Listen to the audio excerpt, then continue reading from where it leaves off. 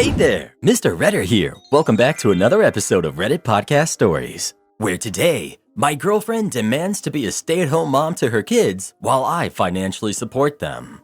I, 28 male, have been dating this girl, Amy, who's 29, since May of 2022. We met through a mutual friend, and things were going pretty well up until a few days ago. Amy has 2 kids from a previous relationship, twin boys that are 7 right now. I get along great with them. Amy and I were starting to discuss moving in together and how that would all work out with the kids. Things didn't seem like a problem until she asked if we can find a place that I can afford to pay the rent on my own in case she becomes a stay-at-home mom.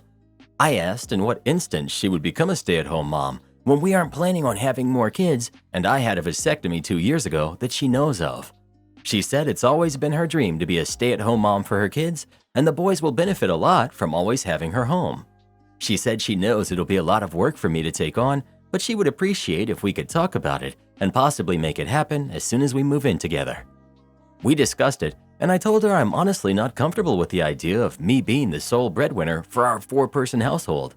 I could afford rent on my own, but groceries, bills, stuff the kids will need, etc., I can't afford all of that. And if I could make it work, that would mean nothing left for savings.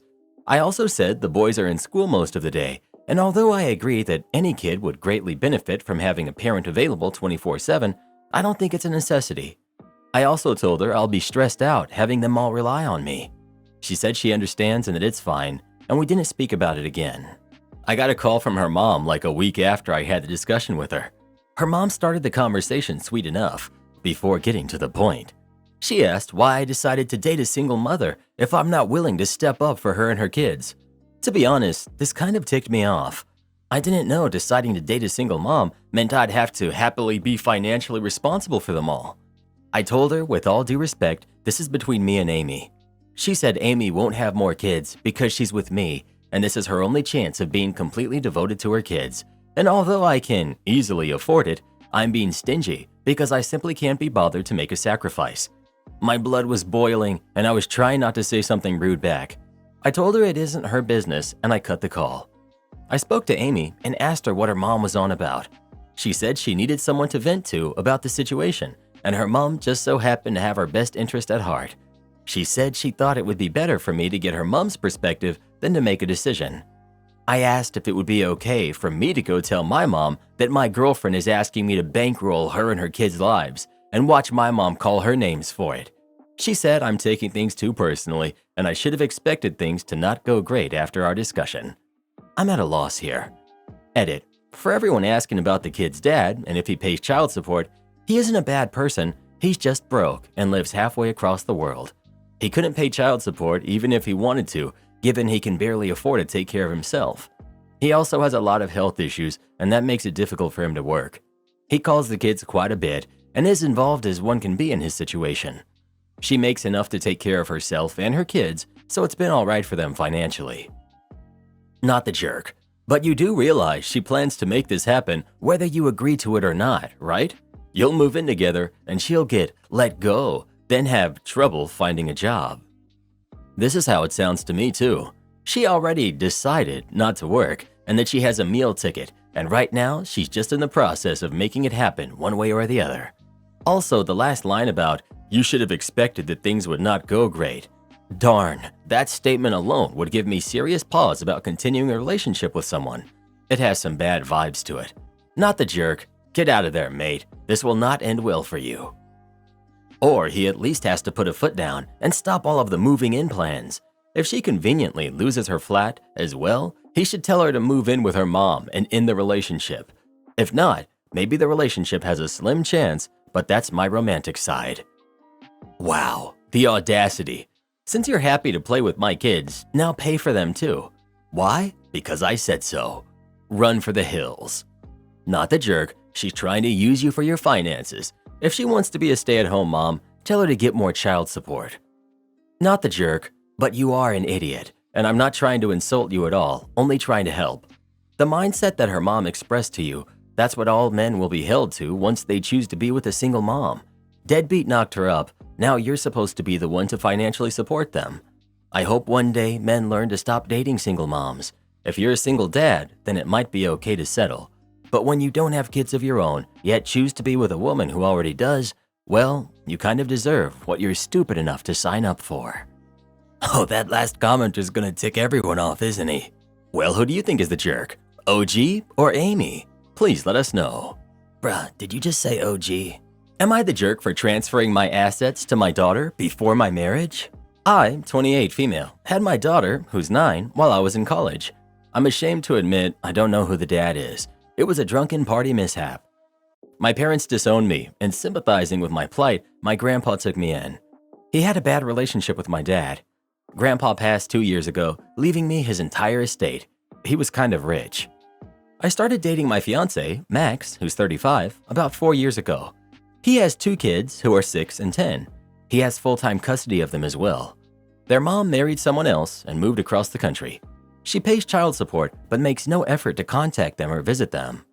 We've lived together for over a year now, and everyone gets along pretty well. We stay at the house my grandfather left me and split all of the bills and expenses 50-50, but keep the rest of the finances separate. He popped the question 2 months ago, and I said yes. A few weeks ago, we had a minor fight. My daughter's birthday is coming up, and I wanted to gift her a pony. She's been learning to ride for a few years now and really wants one. When I mentioned this to Max in a passing conversation, he got mad at me for wasting our money on stupid gifts like this. I told him I'm not taking anything out of our budget and just buying it out of my money. He said then I should buy his kids ponies too to make it fair. I said sure, let's split the expense. He told me I should buy it myself since I'm rich and it's my decision to buy my daughter a pony in the first place, that he's trying to make it equal for all the kids in the household and doesn't have the money to waste like this. I got his point, but I also felt that he would want me to make everything equal with his kids too. I get that they will be my kids too, and I should not treat them differently.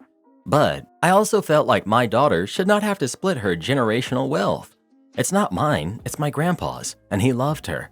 He left it to me, believing I would pass it on to her. So I made a trust fund transferring 50% of assets I inherited into that. It has rules regarding reasons I can make withdrawals out of it, like education and separate living allowance based on age, money for marriage, for housing, an entire balance made available at 30. I set up another trust fund for myself, putting 30% of the assets into it with yearly allowances and then to dissolve after 50, hoping to retire then. Balance 20% is mostly the house, land, and emergency funds. I did it so whatever income I earn, I'll be able to make it equally split within kids. But inheritance will stay intact for my or my daughter's future without having to be split up and used for my stepkids. My fiance found out about this a couple of days ago, saw some related papers in my drawer. He was really mad at me for cutting him and his kids out. He said if I was marrying him, we would be sharing all assets and finances, that it's not fair for me to keep 90% of my wealth just to myself and my kid when he's sharing all of his with us. I said I was sharing everything I make too, just the inheritance is kept aside. He's not bringing any inheritance into the union either. He said that's because he has none, and it's incredibly selfish of— Okay, this guy's an idiot. Are you seriously still gonna marry him? That with this, my daughter will have a luxurious life while his kids have average life, since there's no way we can afford all of that for them with our income only. I said generational wealth is separate and it should go to biological family. He called me a jerk for discriminating and depriving his kids of an equally good life. Am I the jerk? Oh, you're only the jerk if you still marry this guy. Oh my goodness. Not the jerk. Smart move and easier than a prenup agreement, which I suspect he would have resisted signing. I guess the question is he marrying you or your money? Right now, he's got a pretty sweet deal. He doesn't pay rent for himself and his 2 kids, and he has a self-sufficient girlfriend who doesn't need him to pay for anything. He's so jealous he can't see straight. Think about this one long and hard. Not the jerk, but consider not marrying this person if he can't accept your decision. He might have wanted to marry you for your money if he's so bothered by this. You do realize, because of his attitude, you've already protected your kid's assets once he brought up marriage. You did this, in my opinion, because you know his intentions aren't honorable. Not the jerk, but follow your instincts. Not the jerk. Why are you marrying this man? He sees you as his sugar mama for him and his kids. You're protecting your daughter and yourself as your grandfather would have wanted you to. Frankly, I would step back from this relationship for a while. He sees you as a free meal ticket, which is something your grandfather would not want. What's your fiance going through financial documents in your drawer for anyway? You need to seriously consider this relationship It sounds like he wants a free ride. Good luck, OP. You're gonna need it if you marry him. Stand your ground. Well, who do you think is the jerk? OP or her fiancé? Please let us know. Never marry someone who just wants to use you for your money. Don't date them either. I mean, unless the trade-off is worth it for you. Am I the jerk for divorcing my wife for being a stay-at-home mom? I, 30 male, married my wife, 30 female, about 5 years ago. We'd been dating since high school. I loved how smart, ambitious, and driven she was. We bonded over academics and nerd stuff. We had both landed good jobs in the same city right after college. 3 years into marriage, we had our baby. We had decided on sending our kid to daycare after 6 months, but when 6 months were up, she refused to go to work and send our kid to daycare. Her argument was, if I picked up more work, we can afford a single-income household, and she will be saving us money being a stay-at-home parent. That it was better for our kid as well. I refused. Daycare is normal. If it was only me working, I would have to work way more hours, be exhausted, and not spend as much time with my kid. I said if she was scared about daycare, we can work in different shifts to stay home with our baby, like tag team. She refused, saying that does not work for her, and as a mom, she needs to be with her baby all the time. This caused a huge fight between us. She quit her job, she took care of baby during work hours, and wanted me to take care of cooking dinner on weekdays and cooking, cleaning, and baby care on weekends because stay-at-home moms deserve breaks too. This dynamic really made me resent her. I tried communicating many times. The load of bills and insane work hours, along with not being able to enjoy my time with my baby, all deeply upset me. When I was sure she was not going to listen to me, I filed for divorce. The court gave 50-50 custody. No alimony or child support since I proved it was her own decision to stay home, something I never agreed upon, and her career break was around a year only. I moved back in with my parents, and they have room for our baby too. Meanwhile, my ex-wife is struggling, living paycheck to paycheck. My baby stays with my mom when I work. My mom offered my ex the same, but she was so mad at me, she refused and enrolled our baby in a daycare. I refused to pay for it since she can just leave our kid with my mom. My ex-wife and her friends are calling me the jerk for divorcing her over being a stay-at-home mom and not providing any support. Am I the jerk? The comment section truly shows how crazy most of you are. Most of these "you're the jerk" comments calling me broke and asking me to man up. Others saying mom deserves to be with her baby and I'm the jerk for taking that away from them. My marriage was based on equality. I never wanted to be the sole breadwinner. And to everyone telling me mom staying home is best and the thing to do if you can afford it, I was clearly saying we could not. Daycare expense would have been 30% of my wife's salary, 15% of our joint income. I was not even demanding daycare. I offered my mom's help, part-time, different shifts, etc. Anything that would enable me to have quality time with my kid too. She refused that, turning me into an ATM and domestic help. To everyone saying I should have given her more time, each phase of childhood only stays for a little while. I missed over a year of my kid's life, big moments, smiles, and phases due to this arrangement. My wife did not care or sympathize. It was my duty to provide for her and her right to stay home with our kid. Further, I was responsible for fending for myself for food, washing dishes, and cooking dinner and cleanups every day. And on my only day off, the only day I could possibly spend time with my kid, I had to clean the house, cook all the meals, meal prep for the week, do laundry, mow the lawn, etc. I only got time with baby for about 6 hours, max 12 hours every week. I was working over 80 hours a week at an office and another 28 hours doing housework. What she did was take care of our baby. I'm not dissing her for that, just that I wanted time with our kid too. When I realized she would not listen to me at all and I did not want to miss years of my kid's life, I filed for divorce. To everyone saying I'm taking advantage of my mother, I do not know how your family is. My parents love my kid. I'm my parents' only child, and my kid is their only grandkid. To those who say that I'm hurting my kid bringing in unknowns, my kid is having a great time being pampered by my mom and loves the time spent with me. To people who are asking what I won, time with my kid, memories with my kid, a relationship with my kid rather than just being an ATM. And to people who say I never loved my wife, I did, until I realized she did not love me or care about me, that she only cared about what she needed and wanted and treated me like an ATM and a slave. It was heartbreaking to realize, but it was not a relationship I wanted to continue with. She took away my time and my kid, and that is not something I can forgive easily. I would rather be a present dad with my kid. Not the jerk. If she would have had a conversation that took your feelings into account, you would still be married and the baby would have been in daycare. Now she has to work regardless and the baby is still in daycare. This is one of those mess around and find out scenarios. The courts decided custody and no child support, not you. Her decisions put her where she is right now, and that has nothing to do with you. Enjoy being able to spend more time with your kiddo. Congratulations as well on only having to financially support one person. Now you can have breathing room and enjoy your time with your baby. Everyone needs to be on the same page once kids are involved, and you clearly were not. You're not the jerk for not wanting to be the breadwinner, cook, cleaner, and weekend nanny. Obviously not.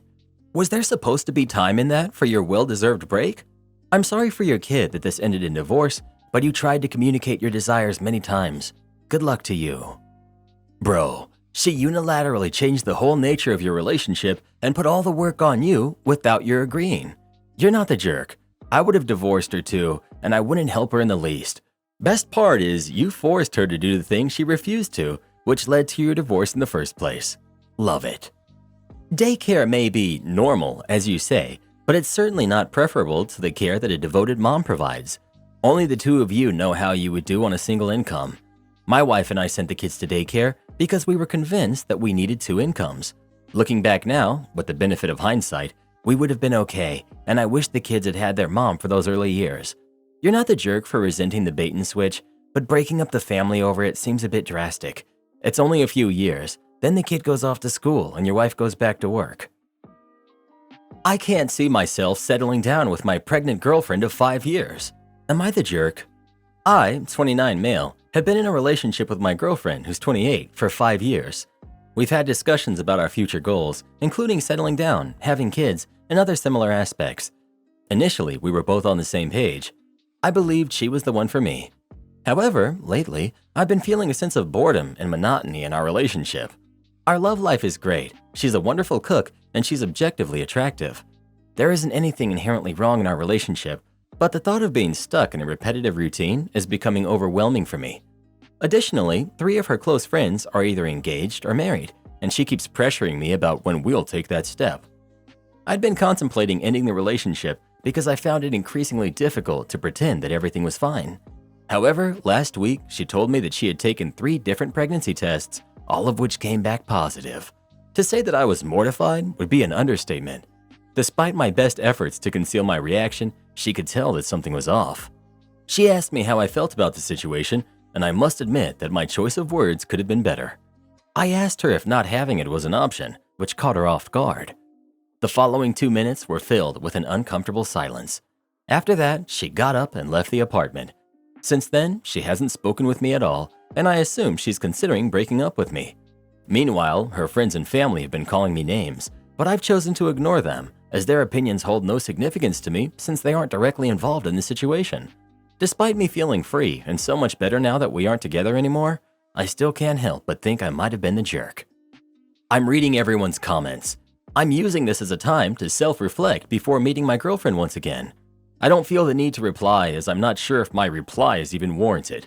This is my first reply to any of the comments, but I want to use this as a way to say that I appreciate everyone's replies. I understand I lack some empathy here. I'm just not in a stable place at the moment, but your comments are helping. Lack some empathy? Bro, self-reflect your butt to therapy. She deserves so much better than what you've shown in your posts and comments. I hope there's a positive update eventually, and we don't get another answer from OP that sounds like his campaign director wrote it for his press conference. Update. Firstly, it's important to note that I don't simply view my girlfriend on a surface level. I wanted to highlight the aspects that appear… This does sound like a press conference, doesn't it? I wanted to highlight the aspects that appear ideal in a relationship from an outsider's perspective. Regarding my statement that she is objectively attractive, let me clarify. Yes, I do find her attractive, and I always have. However, it's important to note that she has evolved over the years. She invests a significant amount of time and money into skincare, facials, and luxury brands. She enjoys enhancing her appearance, and I support her in that. In fact, I've personally gifted her various items related to her interests. Update. I attended therapy, and I realized my negative feelings when it came to monotony stemmed from a lot of factors, none relating to my actual relationship. For the sake of privacy and still coming to terms with it all, I won't share the factors. My ex-girlfriend and I had met a couple of times since. I grieve what could have been every now and then, but I acknowledge it was my fault that I'd lost her. We've decided to remain civil for our sake and for our future kid, and I feel she's doing much better now. Though we're not together anymore, I bring her whatever I'd heard pregnant women might need. Whether that be maternity outfits, compression socks, tea, all sorts of stuff. I love her, but I'm not good for her. We aren't meant to be together, and I will be there for her regardless. Her friends and family still don't like me, but I'm fine with that. I'm just doing what I can for the mother of my child and someone I care for. I saw a video recently which talked about how a lot of people are addicted to the highs and lows of a toxic relationship. When they're in a happy, peaceful relationship, they can't deal with the stability and it breaks them. This is what happened to OP. He had everything he could possibly want, and he left it because he didn't know how to handle a peaceful relationship. Am I the jerk for telling my coworker to buzz off after she said, "This is why you're single"? I, 32 female, work as an interpreter. One of my work colleagues, Hannah, who's in her late 30s, asked me the other day what my plans for the weekend were. I replied that I was going to the woods with my club to shoot some arrows, and I had ballet class on Sunday. She was taken aback at that and asked me, "How many hubbies do you have?" She heard me speak about my classes before when I was asked about evening plans or when I said no to going to a pub after work. Despite my reply, she wouldn't drop it and wanted me to list all of the classes I do. So I told her that I took Italian classes, ballet beginners classes, archery, pan flute classes, and swimming. She asked, "What about your volunteering? Did you stop that?" I said no, I still do it twice a week. And that's when she said, "This is why you're single." That surprised me.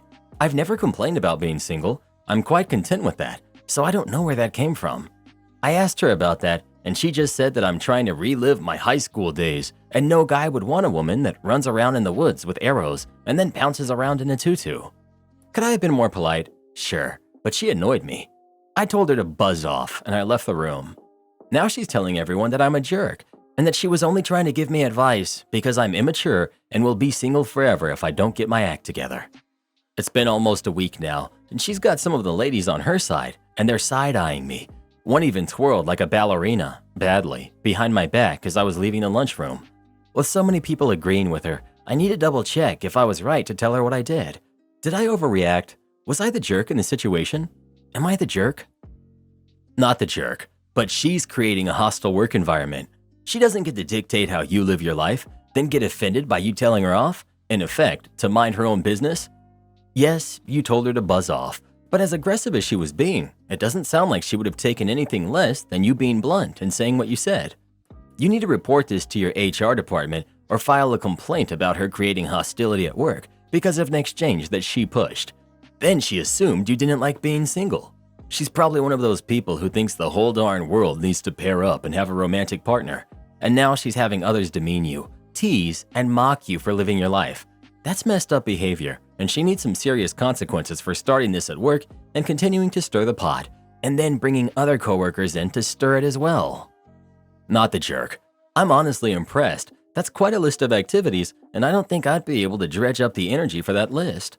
It sounds like you have a very full personal life where you meet new people and new friends who share some of your interests. I doubt the women agreeing with her have the full explanation of what preceded your comment. However, we're also missing something from your explanation because your post doesn't describe the level of anger or aggression you had behind the words themselves.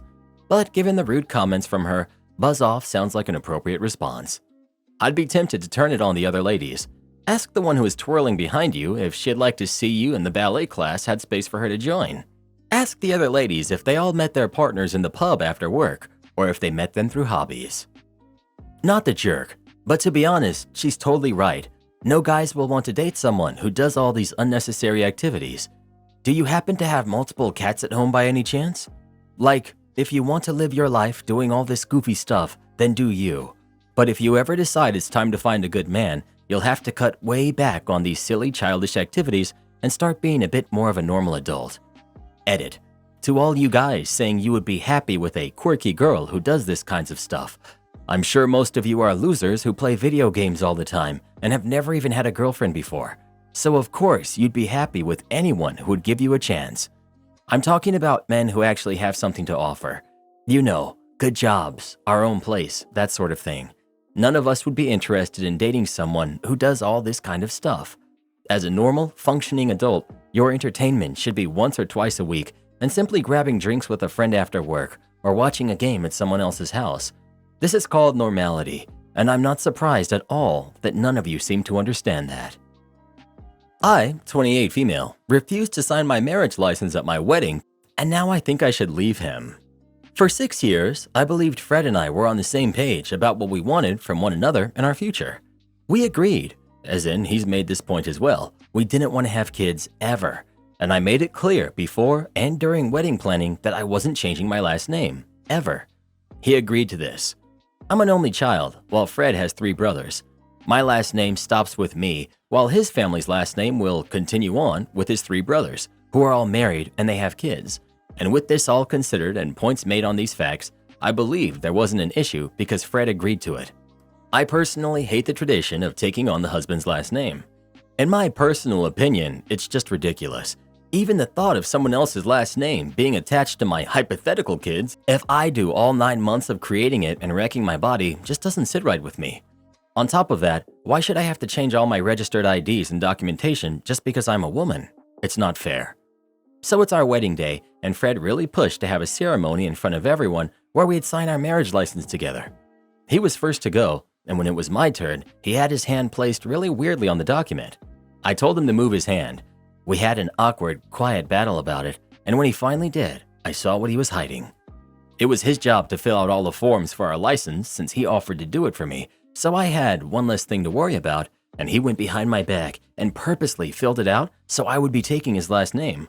Turns out in Florida, you can put your maiden name and the name you're changing it to on the form, and that's what I saw on the license, both names. We were at the clerk together with all of our needed IDs and documentation, and I was so stressed and exhausted I wasn't paying attention, and I trusted him, so I never thought once that in any world I would need to review what he filled out or to even review the license when we had it in hand. I refused to make a scene in front of all of our friends and family or fall into the pressure I was under, so I pretended to sign it, and the rest of the night was ruined for me. Everything I thought we agreed to and all my preferences he knew about and thought he respected were just destroyed. It was like my world was ending in what should have been the best day of my life. Fred is now a completely different person. He's all about tradition now and how it's his right for me to take his last name, how it's embarrassing that his brothers' wives didn't make this an issue for them, and how all his friends will give him crap if I don't change it. He keeps saying that it's not that big of a deal and I'm ruining our future. On top of that, he keeps bringing up the argument about if we have kids, saying, "We can't both have different last names, and they should take mine. We said we didn't want kids." I know it's technically the certificate that changes your last name, but to know this is what he's wanted all along, and that he was willing to try and pull one over on me is disgusting. I feel manipulated and heartbroken, and now he's put all the pressure on me to make a decision because time is running out on filing for our marriage certificate and he isn't changing his mind. I feel like I've wasted our guests' time, our and our family's money for the wedding, and now our future together because I let him fool me for 6 years and I never saw this happening to me. I feel like I've wasted my life and I'm backed into a corner with someone I don't even recognize anymore. Karen doesn't believe in disciplining her kids, so I let them destroy the house. My brother, Casey, who's 32, is much older than me. I'm 17. He's married to my sister-in-law, Mandy, who's 36, and they have 2 kids. My nephew, Nick, who's 3.5, and my niece, Maya, who's 2. Mandy recently asked my parents if I could babysit Nick and Maya, since Mandy wanted to visit her mom and the original babysitter canceled last minute. I had never babysat Nick or Maya before. I honestly don't have any real experience in babysitting kids under 5, but my parents begged and offered to pay me, so I agreed. Babysitting Nick and Maya was a nightmare. They acted like they had never been told no or been forced to behave in their entire lives. Drawing on the walls with crayons and markers, trying to flush bath toys down the toilet, throwing themselves on the floor and screaming for candy, the list goes on and on. I called Mandy explaining what Nick and Maya were doing and that I was having them stand in the corner for a timeout. Mandy ended up coming home early, but not to deal with Nick or Maya. Instead, Mandy was angry with me and told me that I wasn't allowed to discipline them because I'm not their mother and I need to learn my place. The next weekend, last Friday, Mandy begged me to babysit Nick and Maya because she said that she wanted to visit her mom again and couldn't find another babysitter. My parents had me agree, and Mandy told me again that I was not allowed to discipline them. I'm pretty sure this is the real reason why she couldn't get an actual babysitter for them. Since Mandy said I couldn't discipline them, I decided to do as I was told. I watched them to make sure they didn't try and run away from home or anything, but otherwise, I left them to their own devices. The house was obviously a wreck by the time Mandy got home. Mandy was furious with me and tried convincing my parents to not pay me. My parents still paid me since a deal is a deal, but they said they were disappointed with me because even though Mandy's no discipline rule is silly, I had a dozen better ways of keeping my niece and nephew occupied, using an activity like crafts or hide and seek instead of being spiteful and immature and just letting them destroy the house. Casey hasn't said anything about it, but he is kind of an absentee father, to be honest. He spends most of his time at work. When he is home, he kind of just acts like the fun uncle while Mandy does the actual parenting. I'm looking for unbiased perspectives on here. Am I the jerk? Not the jerk. I find this to be hilarious.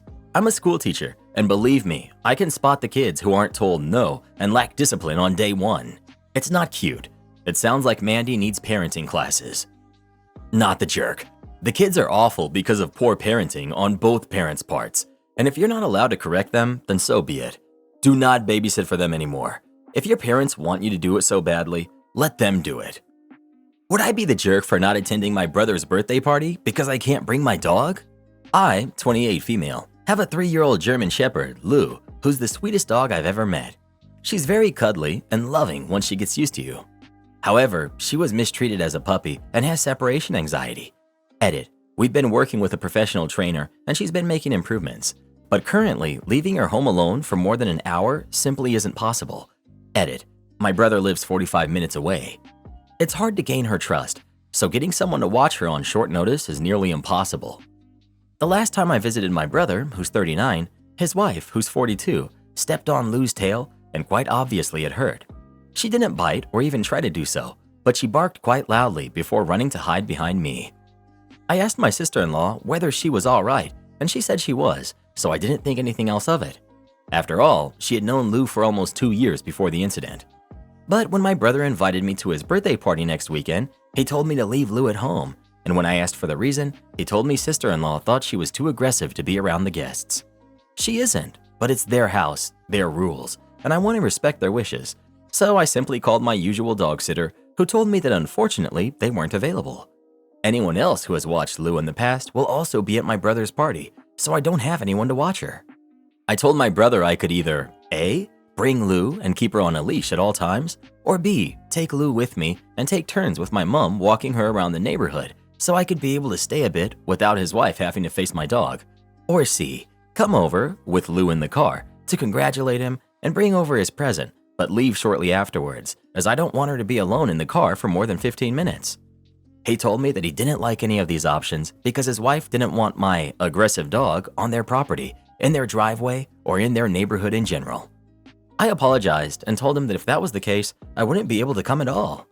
He's told me that he's disappointed, but especially my sister-in-law has been bombarding me with texts about how I was selfish for putting my dog before my brother, and that I was a jerk of a sister to do that to him on his 40th birthday. I think I've proposed reasonable enough compromises. Edit. And because all of them were declined, I don't see what other options I have left except for staying home. But in the end, I'd still like to hear the opinions of unbiased internet strangers to be sure. No jerks here. If they don't like any of the options you gave them, they shouldn't expect you to attend. Not wanting the dog in their neighborhood is a bit over the top. I know you love your dog, but if you can't leave it alone for over an hour, that's a big problem. You're making your life revolve around your dog. Pets should add to your life, not take things and people away from it. Please get help from a trainer to help your dog overcome its separation anxiety. Not the jerk. You were invited to the party. You can politely decline to go. I've not been on vacation for 4 years because I have a large house dog. She doesn't do well in hot weather. She has separation anxiety if I'm gone longer than 10 hours. She's okay with my in-laws, but starts to hunt for us after a few hours, so we simply don't go if we can't take her. Dogs are a commitment that you sign up for. No jerks here. Your dog is preventing you from attending some social event. If that's how you want your life to be, then it's only up to you. Sucks for your friends and family, but that's your decision. You cannot be forced to leave your pet behind, but you cannot force people to be around him. Am I the jerk for letting my daughter keep her sketchbook at my house after her mom looked through it without permission? So to start, I have 50-50 custody of my daughter, Claire, who's 12, with my ex-wife, Jessica. Jessica is married to Chris, who's 40, who has 2 kids, Addie, who's 7, and Luke, who's 10. Claire spends 1 week at my place, 1 week with her mom. Sunday is the swap day. 2 weeks ago, Claire had a huge fight with her step-siblings. Apparently, they snuck into her room when she was away and went through her stuff, breaking some of her important items in the process, and Claire screamed at them when she found out. Jessica and Chris wrote off Addie and Luke's behavior as kids will be kids. I disagree. I think that Addie and Luke need a reality check for their behavior and that they shouldn't get away with it. However, they said that Claire's reaction was over the top and a sign that there's something wrong with her. Jessica decided that she needed to find out what's in Claire's head, and so she confiscated Claire's sketchbook, which Claire uses to get her feelings out, and went through it. Apparently, what she found was disturbing. Claire has showed me her sketchbook before, and no it isn't, and took Claire to a psychologist for evaluation. Spoiler alert, they didn't even find anything. My daughter is completely mentally healthy, save for, surprise, surprise, stress from her step-siblings. Anyway, I got Claire last Sunday, and she spent her first few hours with me holed up in her room, sketching, I think. At dinner, she told me what happened, and I surprised her with pancake breakfast the next morning to make her feel better. Before I gave her back to Jessica, Claire asked me to keep her sketchbook at my house so her mom wouldn't look through it. I said yes, and she went over to her mom's place without it. Yesterday, I got a text from Jessica. She said that she was worried that Claire forgot her sketchbook because when she went to confiscate it, it wasn't where Claire usually keeps it. She then asked me to arrange a time and place for her to pick it up. I said that the sketchbook was with me and that I decided to keep it because I didn't want it confiscated again. I didn't want to throw Claire under the bus here. In hindsight, lying probably wasn't the best idea. She said that I was being a jerk because she has a right to her daughter's mind. I said that I was worried because of how she handled it last time she went through it. She restated her previous point, and I did not respond. It's been about a day since that conversation, and I'm starting to question my choice. Am I the jerk? Not the jerk, and your ex has lost her marbles. OP, document everything. Their response to your daughter's very normal behavior and sibling stress is disturbing and suggests that she's being scapegoated over there, especially as they're excusing their other kids' behavior as normal, which means that they're excusing other behaviors too. Where will it end? I would encourage you to consult a lawyer and petition for full custody. You don't want to let this crap continue. Making your daughter out to be the villain in all of this, and this right to her mind nonsense, is screaming mental health issues with your ex. I grew up in a house like this, and I wish someone had been able to help me get out of it. Your daughter needs you to step up for her now. Be the parent that she needs. Not the jerk. This is the equivalent of reading her diary. It's a boundary that should not be crossed in the absence of absolutely dire circumstances, which you stated do not seem to be present. Keep being your kid's advocate. They need an adult they can trust to confide in them and keep them safe. You obviously have your daughter's trust. Do what you need to keep it. Am I the jerk for prioritizing my wife over my own mom on Mother's Day? I, 38 male, have been married to my wife, 36 female, for 12 years. We have 2 daughters who are 10 and 3. We both come from divorced families, and all of our parents have since remarried, though my mom's second husband passed a couple of years ago. My wife's parents are no longer local, but my mom and dad both live in the same metro area as us. I have a very good relationship with my dad and stepmom, and they are our sole support for helping out with the girls. My mom and I have an up and down relationship as a result of a lot of things over a lot of years. Nothing excessive, annoying stepdad, brother who's an addict, grandparenthood not meeting her expectations. My mom is also not an easy person to please. After years of running around and trying to accommodate everyone, lately I don't always put in the effort I should with her because often the effort isn't appreciated anyway. So for Mother's Day this year, I wanted to give my wife the day. But I didn't want to pressure her with coming up with a rigid plan. I asked her on Friday if she wanted brunch or dinner made and to let me know what she wanted to do with her day when she knew. I mentioned I would take the girls to see all of their grandparents in the middle of the day so she could have the house to herself if she wanted the peace, or we could go do something as a family. Again, no pressure. Just let me know as we go and I'll make it happen. She tells me Saturday brunch sounds good. So Sunday morning, the girls and I run to the store for supplies, make brunch, set out the gifts, we eat and play for a bit, and the wife mentions I could take the girls. I call up stepmom and I wish her a happy Mother's Day and ask if she's around. She is, so the girls and I stop by for a visit. Then I call my mom, and I can tell by how she answers the phone that she's annoyed. I wish her a happy Mother's Day and ask if she's available for a visit. She's at her sister's for brunch and won't be home until later when the 10-year-old has activities. Fast forward to Monday, and I get a text from my wife that my mom had sent a screenshot of my wife's post on social sharing about her day and told her she had a terrible day and didn't feel the love from anyone. So Reddit, am I the jerk for prioritizing my wife having a full day over doing something for my own mom? Not the jerk. Your mother just seems to be upset she isn't the center of attention. Not the jerk. You rang up your mom and asked if she was free to see you and the kids. Additionally, your wife and kid are your family. All mothers should be celebrated, new and old. You did that. Not the jerk. Your mother sounds like an insufferable drama queen. Not the jerk. You did offer to visit. She was unavailable. She shouldn't complain about that, especially not to your wife. Everyone sucks here. You asked if she could hang out. She said no. There's nothing inherently wrong about that. However, if I'm reading this right, you didn't give her much notice. You called her Sunday, the day of. Mom was busy. What, was she supposed to sit on her hands, staring at her phone, waiting for you to call? I mean, I would have appreciated a heads up. You couldn't have called or texted mom that Saturday? Hey, wife might want some time to relax Sunday afternoon. Do you have plans then? Can we come by? What time works for you? I'll let you know what's going on. However, mom does sound difficult, and you sound like you've been trying to make her happy for a long time. Mom didn't need to send text to your wife, as if it's her fault that mom didn't get a visit on Mother's Day. She's disappointed with you. She should be talking to you, not your wife. Either establish a relationship with mom that works for you both, or tell her to back off or go low contact. But whatever you do, get that "it's wife's fault" narrative out of her head. Am I the jerk for not giving up my seat for an elderly woman on the tram? I, 26 female, am currently 5.5 months pregnant. Even though I'm in my second trimester, I don't look very pregnant. Additionally, I wear baggy clothes, so it would be tough to see my baby bump either way. In terms of fitness and health, I'm really active, but recently I've been struggling with fatigue from the pregnancy. After a full day of work, I'm a uni lecturer, on my feet, I'm exhausted. Today I was on the tram headed home from work, and most of the seats were taken. I decided to sit in the seats reserved for those who need it, disabled, elderly, pregnant, or those with kids. I usually don't do this unless I absolutely have to, like today. I was minding my business while listening to my podcast when this older lady, I'd guess late 60s or early 70s, tapped me on the shoulder. I removed my headphones and asked how I could help her. She said to me that it's rude of me to sit in these seats and asked if I could stand instead. The way in which she said this was pretty rude. I'm a shy person and I hate conflict, so I was a bit taken aback by her attitude.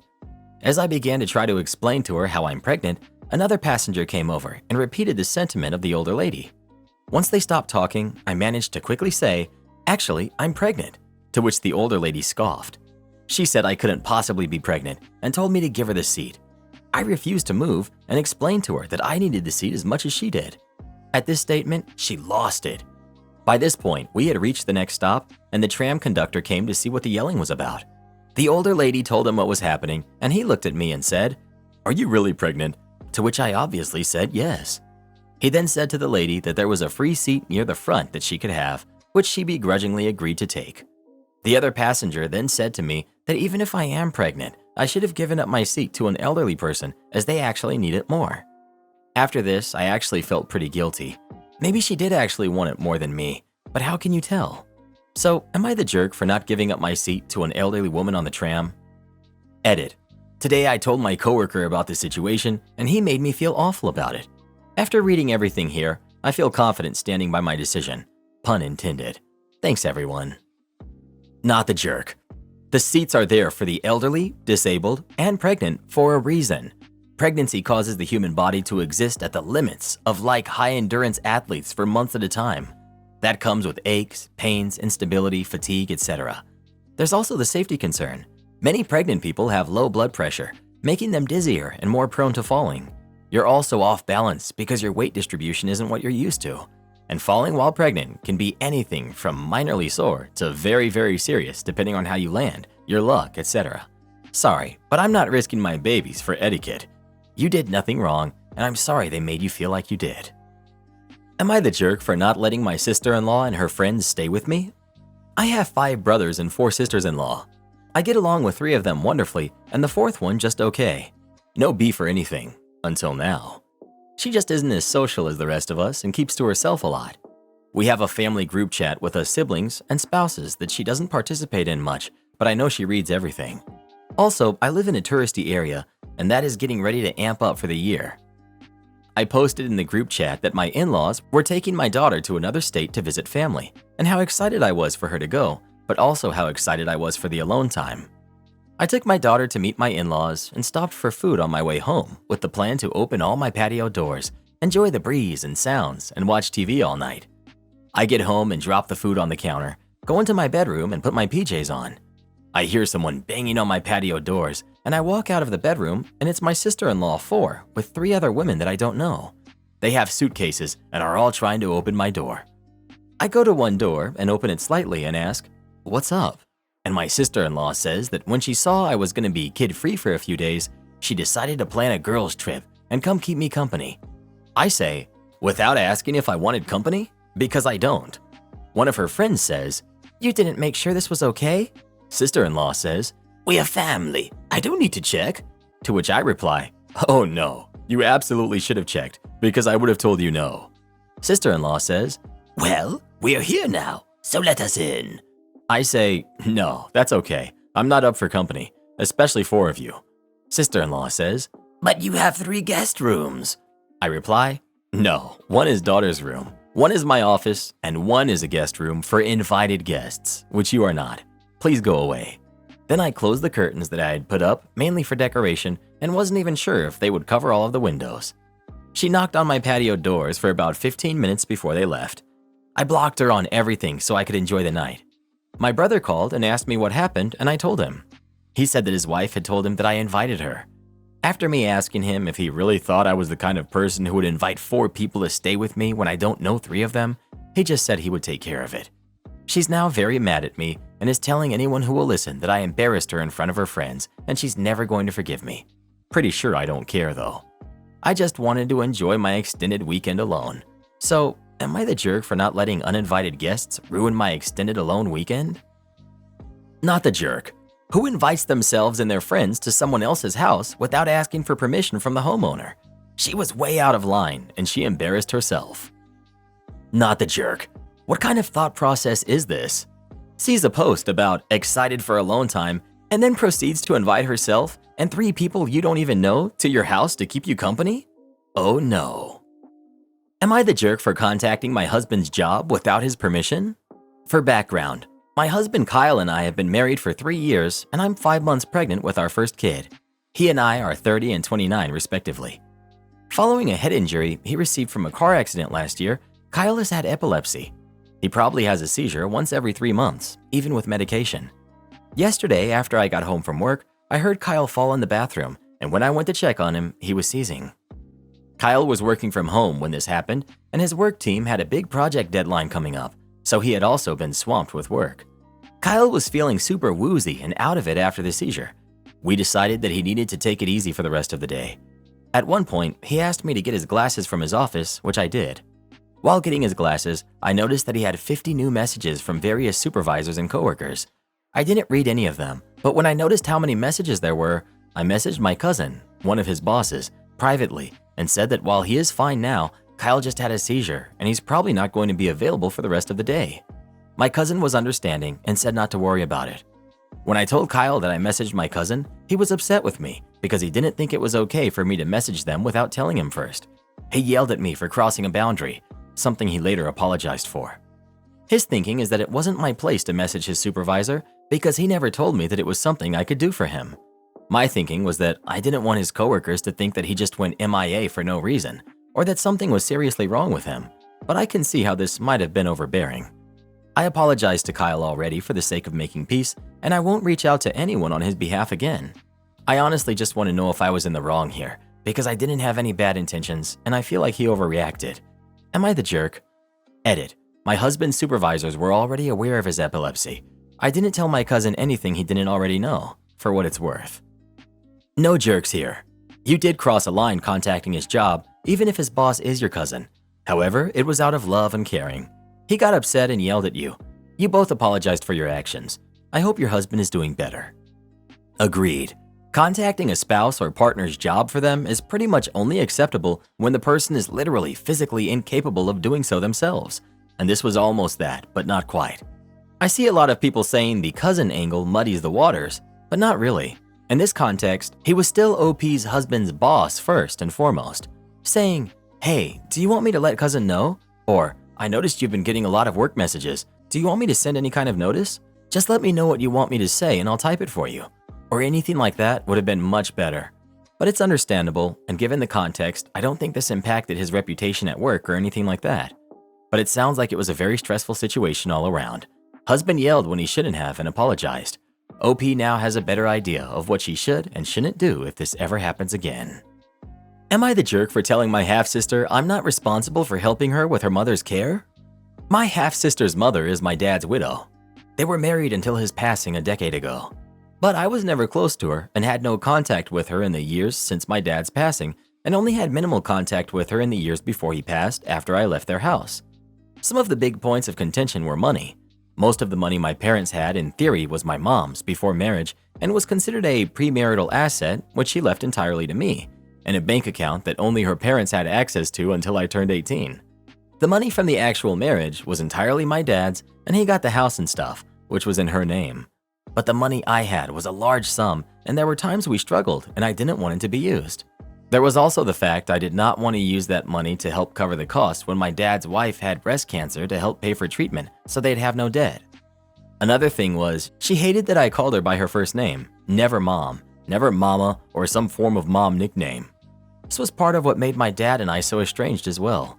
He was fully on board with me giving her a mom nickname. There was a lot of crap too when my half-sister was born and I had more extended family because my mom came from a close family and my dad did not, and neither did his wife. I was low contact for about 5 years before my dad passed, no contact with his wife after. My half-sister and I have always had a strained enough relationship. She didn't like my lack of attachment to her mom and was on team, give my mom a mom nickname because she's your mom now too. So she was telling me recently that her mom is sick and needs care and it's expensive. She felt we should split the cost, and I owed her mom that much and I owed her as a sister. I told her I won't be splitting the cost and I'm not responsible for helping her with her mother's care. That she is her mother's kid, her only kid, and that means it's on her. She told me I was so cold to the woman who was my mother for 10 years of my childhood. She also told me I could do it for her as her sister, as a sister who is never the best sister and could make up for that now. Am I the jerk? Not the jerk. Keep your money.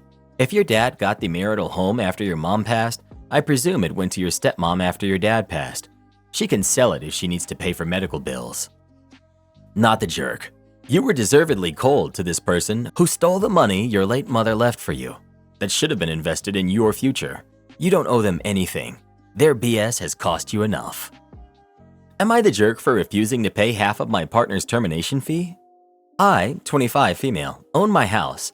Not outright, I have a mortgage. My partner, male 27, has been renting his current property for nearly 2 years with a 2-year fixed tenancy agreement. We've been together for 3 years. He's recently been making little comments about having money issues. Nothing direct, but I felt he was definitely hinting at moving in.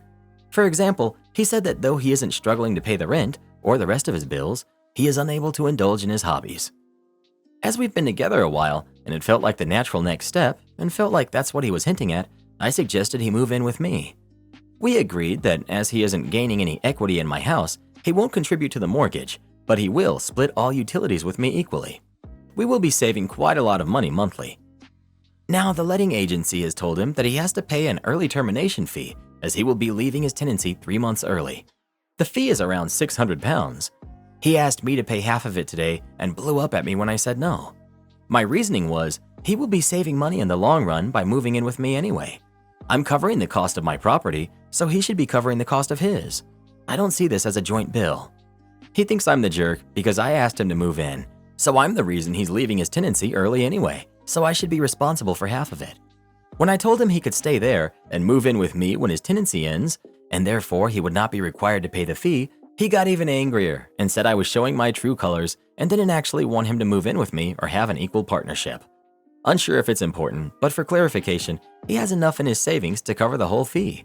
I have about double what he has in savings. He's aware of this as I've loaned him money from my savings before. I don't think I'm the jerk if I'm being honest, but he certainly does, so I thought I'd get some other opinions. Not the jerk. And if you have any sense, you'll cancel your offer and not let him move in. He's already feeling entitled to your money. He'll be living rent-free at your expense. He's only offered half utilities, which is not enough. And he also wanted to move in, yet he's somehow spinning this as some huge favor he's doing you? Forget him. His meanness over this $300 just cost him a rent-free home. And as you say, this is his bill, not yours. Neighbor uses his leaf blower every morning at 7 a.m. How can I stop him? I've lived in this house for about 2 years now, and on my first day here, I had a weird interaction with my neighbor. He saw me walking down the street and asked, "Can I help you? Are you lost?" Literally the house right next to mine. I've tried to have friendly conversations, but the guy comes off as a major jerk. I was unemployed for a few months and asked him to jump my car. Every other sentence included the word job. Very obvious he wanted to know more about my life. Every time a car pulls up in my driveway, whether it be my mom or a friend, his whole family will be standing in the front door watching what's going on. One time I was in my backyard and they sent their daughter, who's probably about 6 to 8, to walk along the inside of my fence, and it was very obvious she was there to look at what I was doing and was probably told by her parents to do so. She just walked around the fence and went back inside. Didn't seem like she was looking for anything but me. Some weird nosy stuff. He also called the police twice on me in 2 weeks because my car was parked in the street. Didn't even say a word to me. But this still isn't the worst to me. The worst is the fact that he uses his leaf blower every morning around 7 to 8 a.m. He starts his leaf blower right outside my bedroom window and he leaf blows his cars and his driveway. Usually for at least 30 minutes to 1 hour, and daily, if not multiple times a day. He leaf blew 5 different times yesterday. He will wait for it to stop raining and leaf blow the rain off of his cars and driveway. He sealed his driveway and spent over an hour trying to dry it with his leaf blower, all of 10 to 20 feet from my bedroom window, 8 a.m. on a Sunday. So, any ideas to tick him off? This leaf-blowing, nosy maniac is driving me crazy. I need him to get a taste of his own medicine. Been thinking about opening my bedroom window and playing loud music at night before noise ordinance since it faces his house. Just tired of this leaf blower man. Edit. Anyone know of a good quiet leaf blower? Some nice quality but quiet. Neighbor will be thrilled about his new leaf blower and it will hopefully be a bit more quiet around here. A win for both of us. A better way to go about it. I just despise the sound of that awful constant leaf blower. Plant fruiting mulberry trees along the fence bordering his yard and driveway. Birds love the fruit, a little kind of bland blackberry. They make good jam, and they'll go to the bathroom purple everywhere. Cars and concrete included. They start fruiting pretty young too. Am I the jerk for embarrassing my stepdad in front of his family, saying he's in my house? For the past few months, I, 17, male, haven't had a good relationship with my mom or my stepdad. I'm angry at them because 2 years ago when my dad passed, he left me inheritance that I'm supposed to get on my 18th birthday. I'm also getting survivor's benefits that my mom uses for me when I need things, so it's not like she used this inheritance for me. They bought a house that we moved into. It was weird for me because we always lived in a 3-bedroom apartment. My stepdad is a substitute teacher and my mom's a part-time receptionist. They never even had enough to go for a vacation or something. But all of a sudden, they had enough for a large house out of nowhere. My mom looked guilty about it until she finally admitted they used some of what my dad left me to buy the house. I lost it. They tried to justify that it was for me too, and I asked them, does that mean they're moving out when I'm 18 and the house will be in my name? And they're like, no. That's what I thought. Supposedly the house was for me, but the max time that I would have lived there was for a few months. There's still some money left if I went to a cheap college, but still can't believe they used my money for something for themselves. That amount could have helped me get my own darn house. Also, think it's funny since my stepdad didn't like my dad because since I was spending more time with him, that meant my mom had to pay a little in child support. But he doesn't care using the money he left for me. Sorry if this is a bit of a rant, but where I'm asking if I was the jerk is last Sunday, his family all came to stay at the house. They stayed Friday night, so it was the next morning when I'm getting ready to go to work. I made myself eggs in a hurry. Before I left, my stepdad asked how come there wasn't more for his family, and I told him it's because I'm already leaving for work. There wasn't going to be time to make something for everyone. He acted like it's not a big deal if I'm a little late, since it's rare they have people over at the house. We go back and forth because I'm not going to stop to make breakfast when he can do it himself. Then he pulled that, "Don't talk to me like that in my house." By the way, there's no door in the kitchen, and that leads right into the living room so they could hear all of this. I said loudly, "Actually, it's my house since you paid for it with my money, and don't forget you stole it from me." My mom is expecting me to apologize for embarrassing him in front of his whole family because after I left, they all had something to say about it. They already went home by the time I got home, but you could feel the tension. He straight up ignored me. That's how bad it was. I don't feel like there's anything for me to apologize for, so that's where she thinks I'm not being a good son and kind of a jerk. I want to know if others feel the same. Not the jerk. I think you should talk to an estate lawyer, because if your dad structured his will properly, I would say your mother has misused funds put in trust for you for her own personal benefit. Don't pick a fight with your mom and stepdad over this until you have the facts. But I really do think you should have a professional review the situation and let you know what your options are. Karen loses it over me sending my sister money. My younger sister, who's 25, is working towards getting her master's degree in New York. While she loves the city and school, she hates how expensive everything has become. She does work part-time, but it simply isn't enough. My parents, who are 77 and 73, have been sending her money each month, but since they've recently retired, they had to cut back. To fill the gap, my brother, male 28, and I, male 32, have begun sending some money to our sister from time to time to help out with her rent. I have a well-paying job and a close relationship with my sister, so I'm happy to help where I can. However, my girlfriend, who's 30, has expressed her dissatisfaction with the arrangement. We've been saving up to put a down payment on a house in the future, and my girlfriend believes that my financial contributions to my sister is hindering our progress. Yesterday, which happened to be the day I usually send my sister money, my girlfriend told me that we needed to reduce expenses, and one suggestion she made was for me to no longer send money to my sister. She believes that my sister needs to learn how to manage her money better, and that my brother, who's 28, should contribute more. I told her about how I feel a responsibility towards my sister and how my brother doesn't make as much as I do. And while she did acknowledge that, she then said I was financially naive and said she doesn't want me to be taken advantage of. I was kind of disappointed hearing this, as I made the conscientious decision to help my sister and I wasn't falling for some sort of a scam. The conversation ended because we both had to go to work, but she told me not to send anything until we further discussed this. During my lunch break at work, I proceeded to send my sister some money and told girlfriend about this over dinner. She told me that she was disappointed. At this point, I was getting a little annoyed and responded by saying I was not willing to compromise my current arrangement with my sister. Girlfriend got upset with this and left the table. Am I the jerk? Edit. I make about $15.5 thousand per month and have been putting away $4,000 to $6,000 each month towards a future house. Girlfriend makes about $7,000 a month currently and saves around $1,000 a month for the house. She said she'll contribute more once her student loans are paid off. I pay for rent and utilities. Girlfriend pays for bulk of the groceries. I started sending my sister $1,500 a month since my parents retired.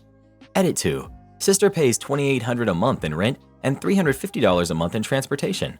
I contribute $1,500 a month. Brother pays $750 a month. Parents pay $500 a month. Our mother was terrified of sister living in New York City on her own and only agreed if she lived in a nicer area and had a car. Edit 3. Update. My girlfriend and I had a long talk after work. It didn't go well. To summarize, tensions escalated during the conversation. I told her that I plan to continue helping my sister until she completes her degree, and afterward, she would either start working or move back to our parents' home until she finds a job. However, my girlfriend expressed her belief that my sister and whole family are manipulating me and think I'm naive enough to send her money regardless of how she uses it. I started to feel increasingly annoyed and defensive by her accusations and asserted that it's my money and I have the right to spend it how I see fit. I then, stupidly, said that if she really wanted us to buy a house, she should save more and cut back on expenses like nice shoes, clothes, and purses. At this point, she became properly angry and declared that she couldn't stay in the same house as me and said that she would be going to her friend's house. Before leaving, she said, "Call me when you stop acting like an idiot." Before I could even think, I replied, "I won't be calling." I feel that I may have irreparably damaged our relationship. Edit 4. Update. I want to express my thanks to all of you for sharing your perspectives and insights. Following the fight with my girlfriend, I reached out to my brother to confide in him about what happened. His take was pretty optimistic. However, he advised me to stand firm in my position while also remaining open to fully hearing out my girlfriend and considering the possibility of reconciliation. He cautioned against contacting girlfriend's friend to ask about her whereabouts, as it may smell of desperation, and instead said that he would come over, as he lives about an hour away, so we could spend some time together over a movie and dinner. At this point, I feel drained and numb. It's been a long day, and to be honest, I just want it over. Edit 5. My brother came by and brought dinner. We've been watching The Dark Knight. Still haven't heard from girlfriend or her friend. For those wondering, I'm a chemical engineer, and girlfriend has been paying about $2,500 a month to pay off her student loans. Do you and your girlfriend share finances? If not, then you're not the jerk. Otherwise, you are the jerk. Edit. Definitely not the jerk. OP does not share an account with the girlfriend, so he's spending his own money. She does not get to dictate how he spends his money as long as shared expenses are covered. And they are. OP. We don't have a shared bank account. I pay rent and utilities, she pays about 80% of the groceries, while I cover about 20%. Not the jerk. Girlfriend doesn't have to agree. It's your money. Be very careful purchasing a home without very clear agreements on finances. Girlfriend is a partner, not a parent to tell you what to do, then punish you when you don't comply. Not the jerk, but massive red flags getting thrown around your girlfriend, my man. It would be one thing if you were sending so much money that it was affecting your own financial status, or if your sister was lying and taking advantage of you and your brother, or if your girlfriend was also contributing money and no longer wanted to, or if you were sending shared money. But none of those things are an issue, and literally, your sister is just trying to exist in an expensive city, and her extremely loving and generous brothers are choosing to support her because they can and they want to. That's really beautiful. You should really reconsider buying a house and continuing a relationship with someone who prioritizes her own desires so far over yours. She's seriously overstepping and disrespecting you. Unless she's not telling you some hidden fear or worry here that explains her bizarre self-centered stance, what she's trying to force you into is selfish, uncaring, and just icky. Am I the jerk for kicking my son, his girlfriend, and my grandson out of my house? I, 63 female, and my husband, who's 67, ran into an issue with my son last year. During lockdown, his girlfriend got pregnant. He moved her in with his roommates who were not happy. The roommates left, and they re-signed with the landlord just themselves, but his girlfriend couldn't or wouldn't find a job, and he lost his job a few months later and they couldn't pay rent. They stayed for 7 months and then got evicted. Now they have an eviction on their record and terrible credit because they lived off of credit cards, so now they have thousands in credit card debt. I didn't want them moving in. My son, who's 38, male, lived at home until he was 31, so we had a lot of trouble getting him to move out. But his girlfriend was giving birth soon, so we took them in. They stayed for almost a year, and the deal was they both get jobs, they help pay utilities and pay off their credit cards and find a place to live. They were only supposed to stay for 6 months, but they wouldn't move out when we asked them at the end of 6 months. They said because of the eviction on their record, no one would rent to them. They also didn't make enough to pay utilities. So my husband and I paid more in utilities, and they ate for free as well, since they would take from the fridge and wouldn't buy any groceries themselves. We offered to help them with baby expenses, diapers, car seats, etc. at first, but it's been almost a year and we're still paying for it. They were doing DoorDash, but not working more than 3 to 4 hours a day. I kept trying to get my son to get a full-time job, but he just got angry and accused me of nagging him. His girlfriend is also very messy and doesn't clean up after herself. I've changed more diapers and fed her son more than she has, and it's infuriating because they chose to have a baby, but they won't take responsibility. My husband and I have been retired for 2 years now, and we had planned to move to Chile, where I'm from. We were supposed to sell the house last year and didn't, just to let them stay here. But now it's been over a year and we are sick of it. We kept telling them that they had to move out, and they just ignored us, so we put our house up for sale. We had wanted to renovate it first, but they wouldn't let us into their bathroom and room, so we decided just to sell as is. We got a fair offer and closed in a week and told them they had 2 months to move. My son yelled at us for kicking them out and not caring about him, and he shattered our decorative vase that we had. They finally moved out, and we're in between places, and we'll be going to Chile next month. But my son and his girlfriend currently have nowhere to live. They're staying with a friend now, but they're only letting them stay until the end of the month, and then they will have to figure it out. My son yells at me over the phone and tells me I'm never allowed to see my grandson again for kicking them out. I don't know where I went wrong, that he couldn't be an adult and get a job and move out without being forced to. Not the jerk. He's 38. You were way more patient than you should have been. Not the jerk, but perhaps set up a trust for that kid when he comes of age, because it sounds like he might need it. You are not the jerk. Your son and his girlfriend did this to themselves. 7 months is a long time to go before being evicted. They could have taken steps to get back on their feet, but they didn't. Once they moved in with you, they could have taken steps to pay off their credit cards and get back on their feet. They didn't. It's unfortunate that the kid is caught in the middle of all of this because his parents aren't willing to take responsibility for themselves. But you have earned your retirement, and your son's entitlement is his problem, not yours. Maybe this will be the wake-up call he needs. With no home to return to, and with you in a foreign country, he might finally be forced to stand on his own. If you had let them stay, which was clearly what their plan was all along, you would have been a jerk to yourself.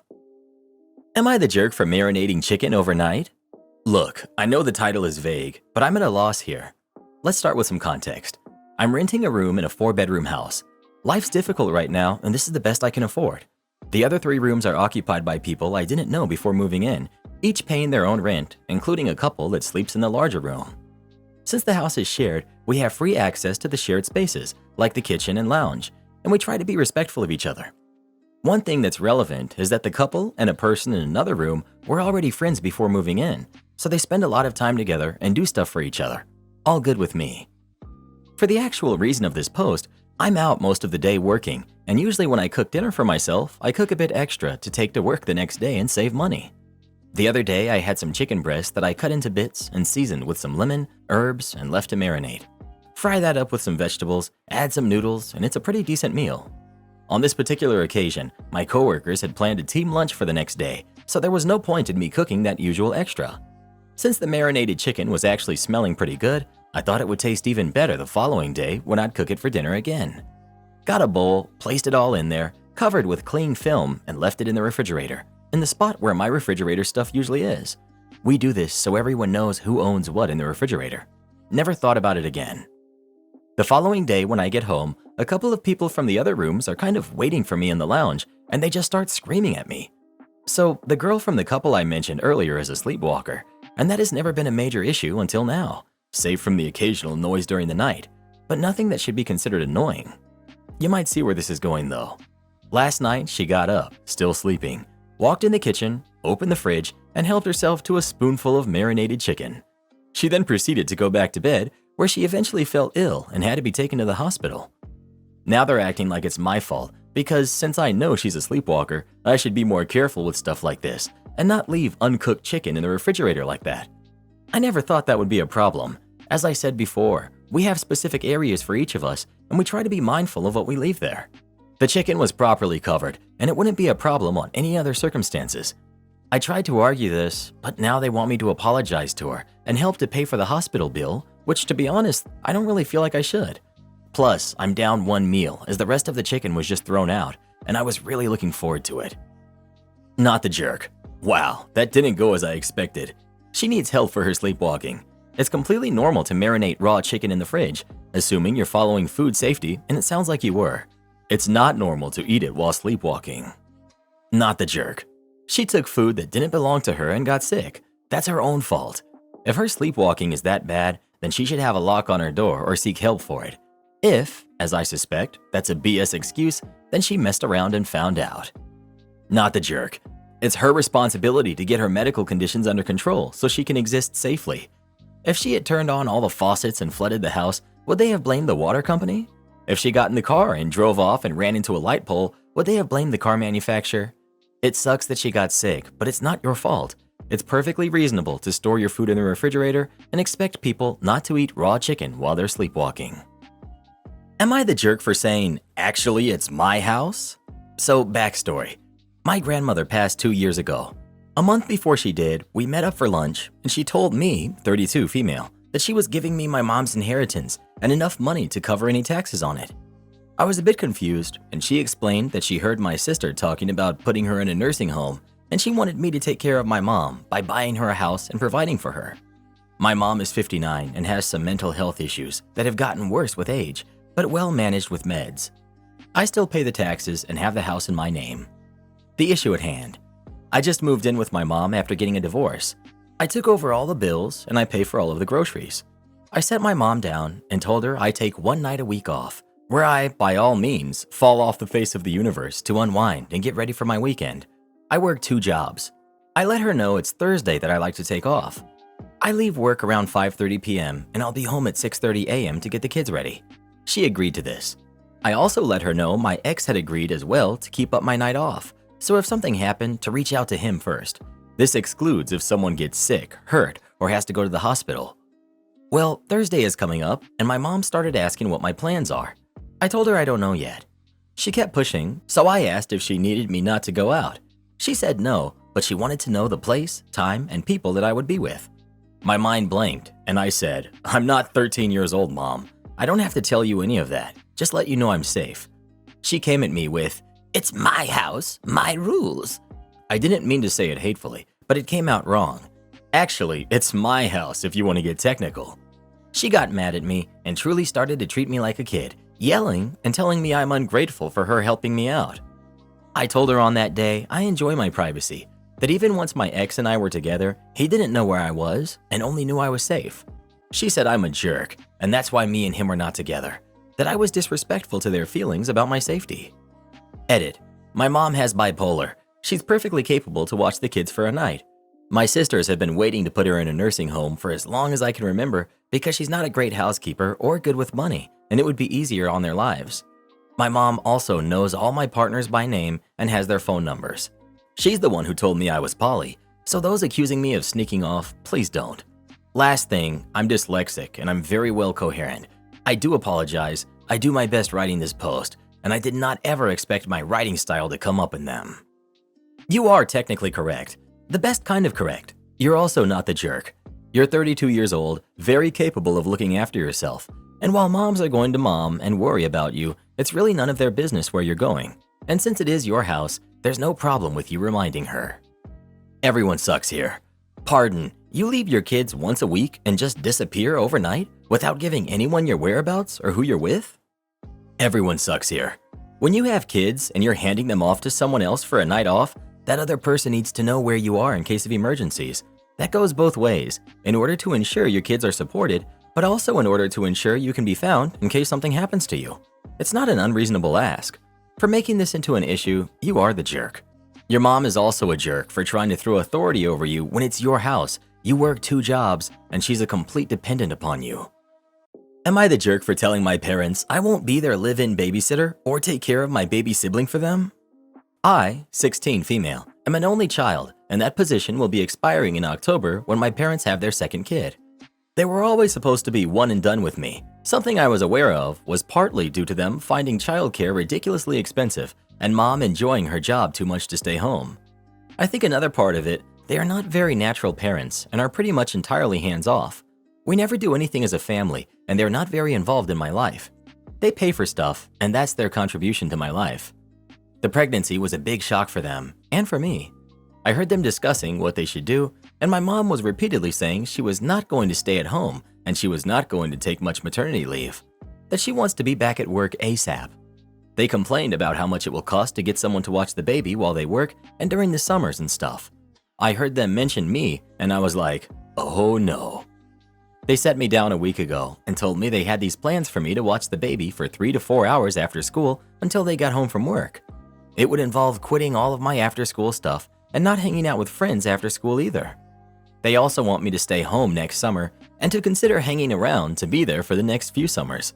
I was like, no way. They told me I'm going to be a big sister now and that as part of the family, I have responsibilities. I told them they had responsibilities as parents, and I'm not a parent. I'm the kid in the house. They told me not for long. I said I could just rush to graduation and leave, so they can't use me as free childcare. I don't think they expected these reactions from me or the thought that I had put into it. After I heard them talk with each other, I found out I could graduate in December by talking to my guidance counselor. I'm almost finished with my junior year now and could finish senior year early with the grades I keep and the work I do. That is definitely the most appealing option to me, and I'll be 17 in a couple of weeks anyway. My parents were really unhappy with me, and they told me I'm going to miss out on so much by doing this. I told them I won't take care of or raise the baby for them, that I have my own life and being stuck with a baby is not part of it. They told me I'm being incredibly selfish and to think about what I'm throwing away. They also said I won't be a very good sister if I refuse to be part of the baby's life. Am I the jerk? Not the jerk, not at all. They want you to be a live-in nanny and raise their baby that they don't want. Tell them that if you wanted a baby at 16, you would have gotten pregnant yourself, and that's still an option. Watch their reaction. Your parents are right. You will miss out on a lot. Changing diapers, tantrums, and running around after a hyperactive toddler. Not the jerk, and you honestly sound way more mature than your parents. Please go as far away as possible from them as soon as you can. Would I be the jerk if I told my family I no longer want my graduation present? I, 17 female, just finished my junior year of high school. For some background, when I was 13, I ended up getting into musicals. I spent hours watching and listening to various shows amongst different casts, including any film adaptations of them. I developed a real passion, which I only ended up having more time for during lockdown. It was a great way to escape into something else when I was feeling lonely and closed off, and it really helped me emotionally through the entire ordeal. Due to this, it's become a bit of a dream of mine to go to Broadway and see a show live. I've seen some live regional theater in my state, but I'm in love with the idea of going to Broadway in person. When my grandmother, who's 62, asked me in my freshman year of high school what I would like for a graduation present, I asked her if it would be too much to ask for a short trip to New York City to see a Broadway show. She told me that if everything had calmed down by then, she would love to take me, saying I definitely deserve something big and that she would love to return to New York. She went once years ago on a business trip. I got incredibly excited at that point and would talk about it on and off with my grandmother as the years went by. However, recently it seems like plans have changed. I was on the phone with my grandmother the other night and the trip came up. She asked me if I had been saving up for my ticket. I asked what she meant because I thought with the trip being a gift that it meant my ticket would be paid for. She told me that the trip is a gift, but I need to pay my way. She said it wouldn't be fair for me to be paid for and my brother and cousins not to be. I asked why my brother and cousins would be coming because the original plan was just me, her, and my mom. She said that she'd invited her other 2 daughters and their kids, and that of course she's told my mom to invite my brother because she wants to take the trip as a family. I managed to get her off the topic and then we finished the phone call. I don't want my entire family to come. It would be too chaotic and impossible to organize any of them. Almost none of my mother's family is capable of being on time to things. I also don't want my little brother going because he's 12 and very loud and disruptive. He can hardly keep still and quiet in a movie theater, much less a Broadway show he wouldn't care anything about. This was also mainly about getting to have a trip with my mother and grandmother only because I live with my father and I see his family more. I really don't want to go on a trip anywhere because I don't want it to be more than my mom and grandma, and I really can't afford to buy my own ticket or hotel room. I don't have time for a job outside of school and extracurriculars, and my dad won't let me get one. Would I be the jerk if I just said I don't want to go anymore? Edit. To clarify, the original number of people meant to be involved was 3, me, mom, and grandma, and she's now attempting to invite an additional 8 people, 2 aunts, their husbands, their combined 3 kids, my brother, and possibly more. Edit 2. Sorry I forgot to clarify. We have to fly. We live over 1,000 miles from the state of New York. That's part of why I don't want so many people going. I know they wouldn't make it to the airport on time and it would cause issues before the trip even starts. Not the jerk. Totally reasonable, both in your expectation that it wouldn't be your responsibility to pay and that not everyone else in your family would be coming. You'll enjoy Broadway another time in your life. Explain the reasoning in depth to your grandmother. Tell her that because of the circumstances changing quite a bit, it isn't the same thing you asked for or were expecting. And for that reason, you'd prefer not to have that be your graduation gift. Tell her that your extracurriculars don't allow you the time for a job, so even if you still wanted to take the trip, you don't have a way to pay for it. You would not be the jerk. Am I the jerk for letting my roommate's food burn in the oven? One of my, 23 male, biggest pet peeves is people invading on what I'm doing. For example, if I'm in the kitchen doing something and step out for a few moments, I hate it if I come back and someone has cleaned up after me. Unless obviously something was in the way or they needed to use something. But I hate when people don't just mind their own business and leave stuff how it was. I hated when I lived at home and my mom would tidy up my room when I wasn't around. Nothing crazy, but say I left a shirt hanging on my bed frame. I know exactly where that shirt is. Now I'm coming back looking for it and it's in a new spot. I ask my mom, she doesn't remember where she put it, etc. I'm just a big believer in minding my own business. I strongly dislike if I'm making something in the oven and I have a timer set and it goes off and someone takes it out right away and turns the oven off.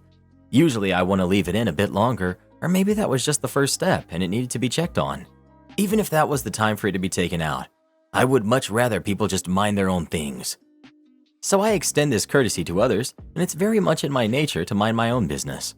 Usually what other people are doing isn't on my radar, and people point out how I'm usually in my own world a lot.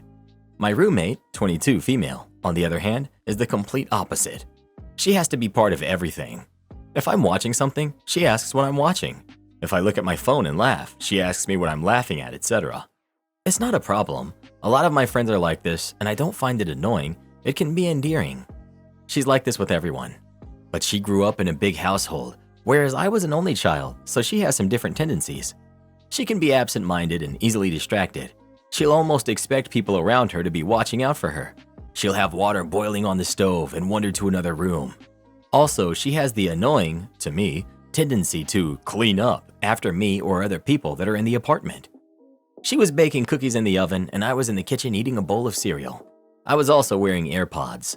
She left the kitchen for a while, and eventually I heard the oven going off faintly through the AirPods, but it wasn't my business.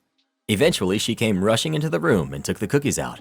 They weren't burnt to the point where they smelled, but her chewy cookies were now solid.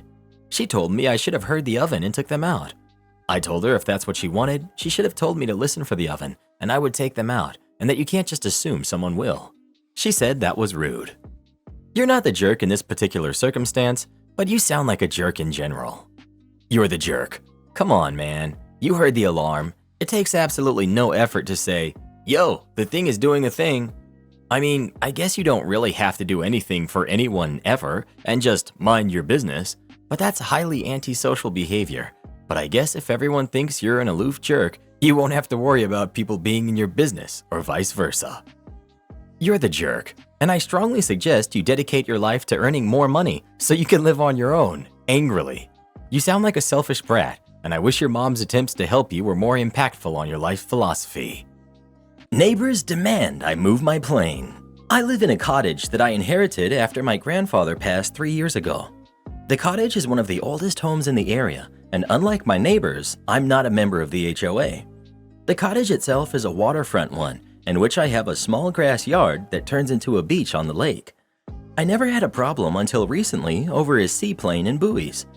Due to having a private pilot's license and being really fortunate, I own a Piper Super Cub on floats. When I'm not flying the plane, it's either docked to my dock or is pulled up onto the beach and strapped down when the weather is bad. A month ago, I decided to make some new additions to my property. These additions were 2 lines of buoys at the edge of my property with signs on each. The buoys extend 15 feet past my dock and are still technically on my property. The signs themselves are ones that I got custom made warning about prop wash. I decided to add the buoys and signs because whenever I take my seaplane out, there are sometimes boaters and kayakers who will stop to watch me leave. Normally, this is not an issue if they keep their distance. However, recently, they've been getting too close for comfort. With the addition of the buoys, I can keep a 100 by 300 foot safety rectangle. This makes it so that at the bare minimum, I will always have around 100 feet off of each wing of safe space. Additionally, it prevents people from cutting me off when I come to dock or park on the beach. About a week and a half ago, I got a letter from the HOA. The HOA is demanding I move my plane to a local seaplane base, as well as remove my buoys and signs. In response, I wrote them a letter explaining the reasons behind having the buoys and told them I have no intention of changing anything. About 2 days later, I got an angry visitor who was an HOA member. I told her that if she or the HOA comes onto my property again, they will be arrested for trespassing. Before leaving, she used some very colorful words and called me a jerk. Not the jerk. Yet another HOA thinking they can flex on their neighbors. Forget them. Totally not the jerk, but get cameras and a lawyer on retainer. You're likely in for an annoying ride with the HOA, even though you're within your rights. Not the jerk. You mentioned in other comments that you have documentation on your ownership that proves the legality of your actions. I would hire an attorney and stop replying to them yourself. Have the attorney send a letter to the HOA to kindly stop harassing you when you are not part of their HOA, and that any harassment will be reported to the authorities. If you can afford it, set up cameras and let them know any trespasser will be recorded. Info: are you 100% sure that what you are doing is legal according to the property laws of your county, state, or country? Where I am, private property does not extend out onto the water like that. If you are in violation of any ordinances, laws, codes, etc., you would be the jerk. If not, then not. But this is a more nuanced question than just whether you are subject to the HOA or not. OP: yes, I know for 100% sure, as I have all the paperwork, including the documents that show which portions of the lake I own. Am I the jerk for refusing to show proof that the car is mine? For some context, my 20 male mom, who's 38 female, married my stepdad, who's 35, 10 years ago. They had my brother, who's 8 years old now, Scott. I see my stepdad as my father and his family as my paternal family, so I'll refer to him as Dad and my step-granddad as Gran. So Dad has a GTR that my Gran gave him a few years ago. That car is really cool. He also has a normal car that he drives to work, so the GTR is more for fun and showing off. My bro and I love that car, and my dad lets me drive it whenever I want. He even added me to the insurance when I turned 19 because I used the car almost every day until I was able to buy my own. Last week, I noticed Scott a bit sad, and he said that some kids at school were bullying him. Our parents went to his school to talk to the principal, and the problem is somewhat fixed, but he was still bummed, so I decided to surprise him yesterday by picking him up in our dad's car. I parked the car and got out to wait for him. I was sitting in the trunk when a guy approached me and said that I shouldn't sit in other people's cars. I laughed it off and said that it was mine, so it wasn't a problem. I must admit that I do look younger than 20, so he might have mistaken me for a high schooler and didn't believe me. He said that the car couldn't be mine and that I should get off of it before the owner gets back. I said that it was my car again, and he got mad and said, "Look, son, this isn't your car. Get down. I'll even take a picture or two of you with it." I was getting nervous, and when I get nervous, I tend to laugh, so he thought I was mocking him and yelled at me to get down, that if the car belonged to me, to show him the proof. Then he yelled that I was trying to steal the car. I asked him to leave me alone because I was waiting for my brother, and he did move a few meters, but then I noticed that he was making a call, and it turned out that he called the police on me. My brother was getting out at the same time. He was really happy to see me there in our dad's car and ran to give me a hug. I tried to pick him up to put him in the car, but the guy stopped me. I opened the door. It was obvious that the car was mine at that point. Either way, the police came and asked the normal questions. I explained to them that it was my dad's car, and the guy said, "Ha! I knew it wasn't yours." I showed them proof, my license, my dad's papers, the insurance paper with my name on it, and even a text with my dad where I said, "Hey, I'm gonna pick up Scott in the car." And he only answered with an "okay." I offered to call him so that they could ask him themselves, but they said there was no need. The police let me leave and scolded the other guy. Before driving off, the guy called me a jerk because I could have just shown him all of that, but instead I preferred to be a jerk. Not the jerk. He had no right to do what he did, just a nosy Parker. And why would you show him proof it's your car? He should have just minded his own business. OP. For real. Like, that thing has my family's address, my dad's full name, and his number. No one in their right mind would show that stuff to strangers. Not the jerk. This is what happens when people think they can get away with policing people without actually being police. Not the jerk. That's sketchy. I'm a girl, but imagine someone pestering me and wanting proof. Your license and registration has some personal information on it, and reading that immediately gave me stalker vibes. Probably not the case, but just a point about how weird this is. Or if else, I'd be concerned about them trying to find your address to try and steal your car. Just doesn't seem right to share personal info with a stranger. Karen demands my son reads for 2 hours a day. So I, 45 male, have a son, Callum, who's 15, with my ex-wife, Amanda. We had an amicable divorce when Callum was 2, and so far we've been co-parenting quite well. Now, I could say a lot of things about Amanda's parenting, but the long and short of it is that she and her new husband cater their parenting style to their 2 younger kids together, who are 11 and 8. Because of this, he's decreased his time at their house ever since he got the choice, and now he spends every other weekend at their house. Around a month ago, Amanda and her husband made a reading rule for the kids. The 8-year-old has to read 30 minutes a day, the 11-year-old has to read for an hour a day, and Callum has to read for 2 hours a day. I have no idea why they did this. I think it's because the 8-year-old is falling behind in his reading level, and they wanted to keep things fair between the kids. I think that this is ridiculous, as Callum is a very smart kid already, and he needs that time for homework and relaxing since he doesn't have that much free time to begin with. Amanda let me know that she expected me to enforce the reading rule when Callum is at my house too. I told her that I would not. She said that it was unfair to Callum's half-siblings that he could just leave for the house and not have to follow their rules, while they had to follow the rule no matter what. I told her tough luck. It's my house and I make the rules here, not her. Well, now Callum is thinking about not staying with her at all anymore due to the increasing strictness of her and her husband's rules. She told me that it's all my fault that he doesn't want to be around her anymore because I was so lax with the rules.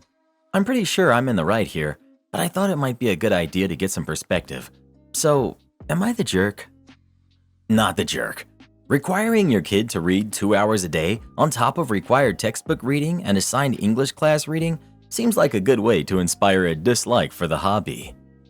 Not the jerk. So how many hours a day are she and her husband reading? They should lead by example, and being full-grown adults, they probably should be reading for 4 hours a day. You know, to keep it fair. Not the jerk. This is ridiculous. 2 hours of reading on top of potentially hours of homework every day? She's damaging her relationship with him and pushing him away, and that's sad, but on her. Funny she's talking about fairness, but the 8-year-old has to read 30 minutes and the 15-year-old has to read for 2 hours, despite the 15-year-old no doubt having more homework and often more school commitments and other things drawing on their time.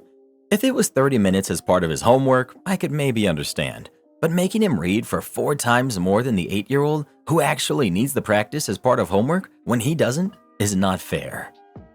Well, who do you think is the jerk? OP or his ex? Please let us know. There are many ways to learn new things, and forcing yourself to sit down with some boring book that you have no interest in is not the only way to learn. Yeah, we've read thousands of hours of Reddit stories over the past 5 years, and it hasn't made us any smarter, to be honest. Yeah, all it's done for us is made us lose faith in humanity. Refuse to approve an expense report for going less than 1% over? Okay then. So I was on an off-site short-term project. Coming from one of the cheapest to live countries in Europe and staying for months in Singapore, the project location, I had found some places that I could be eating for pretty cheap, and the food was good and within my taste palette.